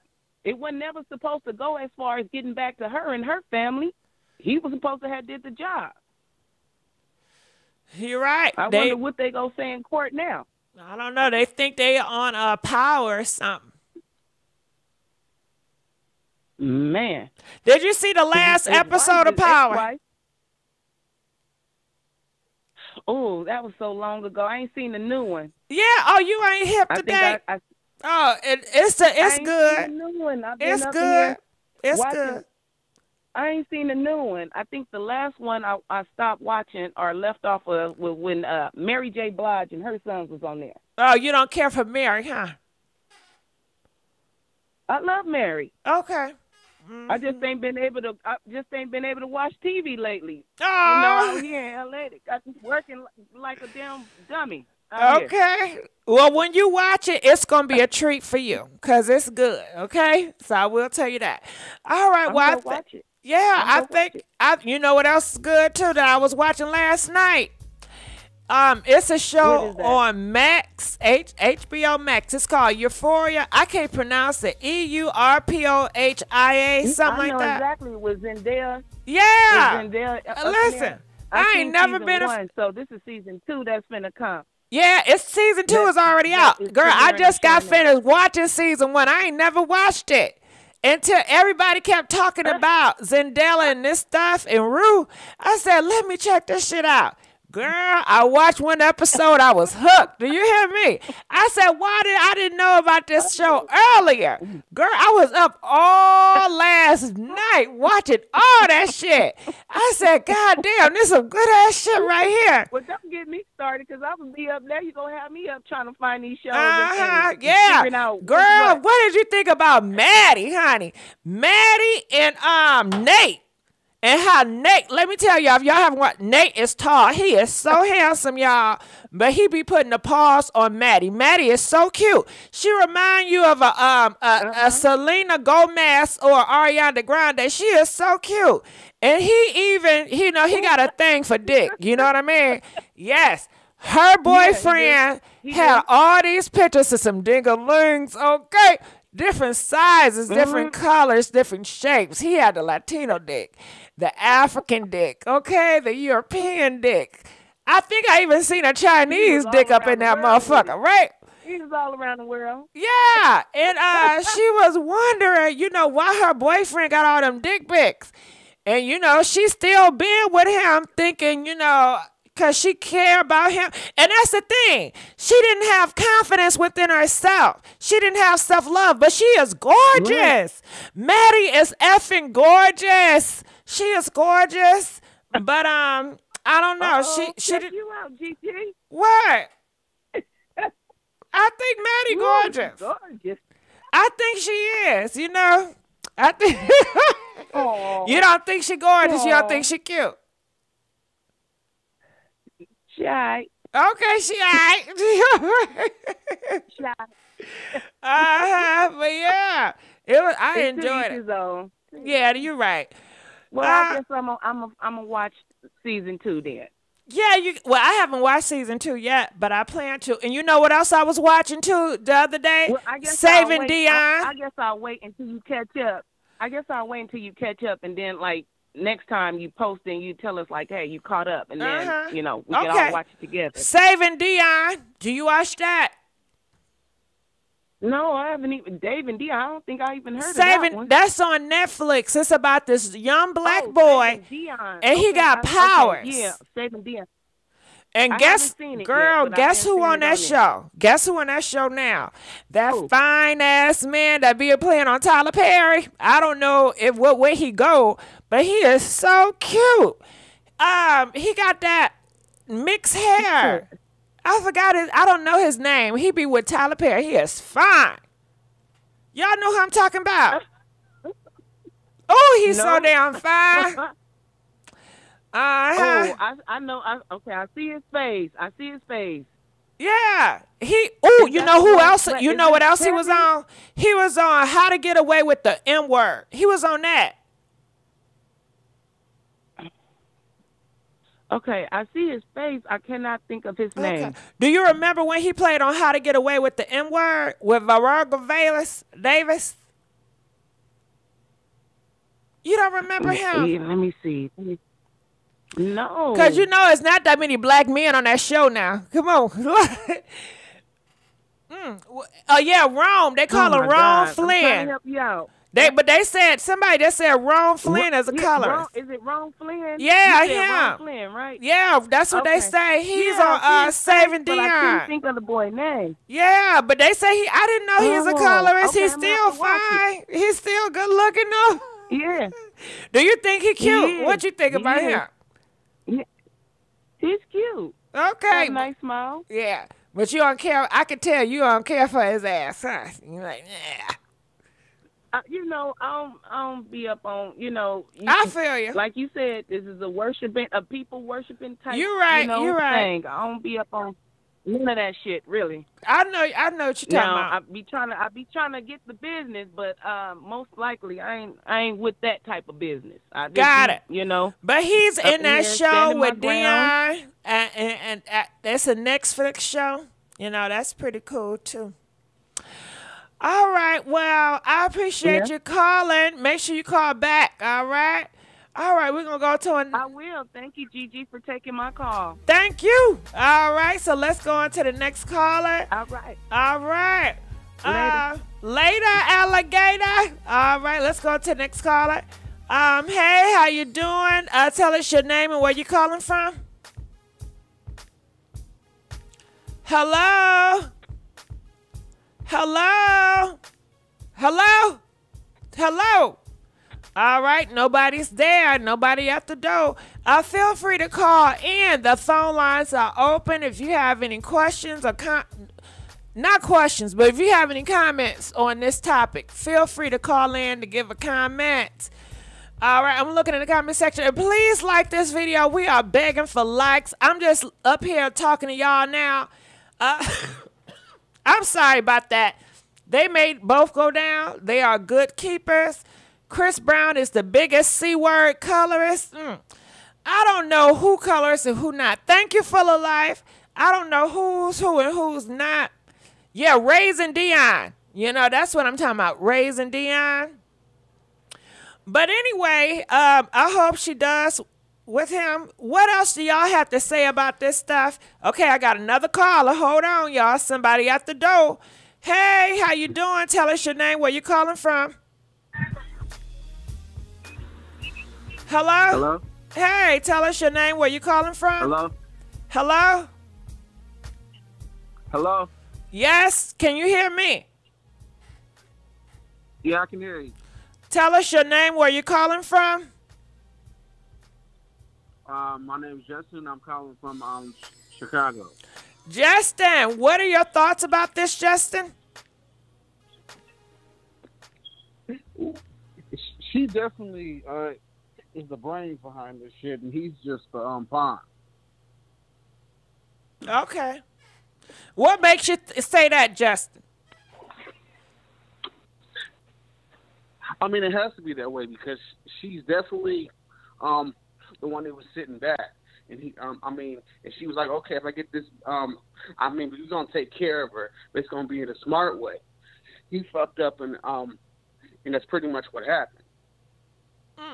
Okay. All right. Well, I thank you, Justin, for letting us know the real deal. Okay. We appreciate that. We're going to let you go. The phone lines are open. If you have a comment on this situation, Chicago in the house. Yeah, so I'm going to look up here, and see what you guys have to say. Please like this video. Y'all know I'm begging for likes. I am begging for likes. And I just want to say thank you to all the moderators. I thank everybody up in here. I love you guys. I really do. I appreciate y'all. And what else do y'all have to say about this? Please let us know. I'm going to look in the comment section. Chi-Town in the house. Yes, Chi-Town is in the house. Yes, it is. Man, oh, man. Y'all better talk to me. Y'all better talk. But you know what? I keep you guys updated on this case and seeing what happened because it has to go on because he's saying now, I guess he's going to plead crazy or say he did not do it or try to get out of it so he can be with Tessa, the love of his life. But I don't think that's going to go down. You know what I mean?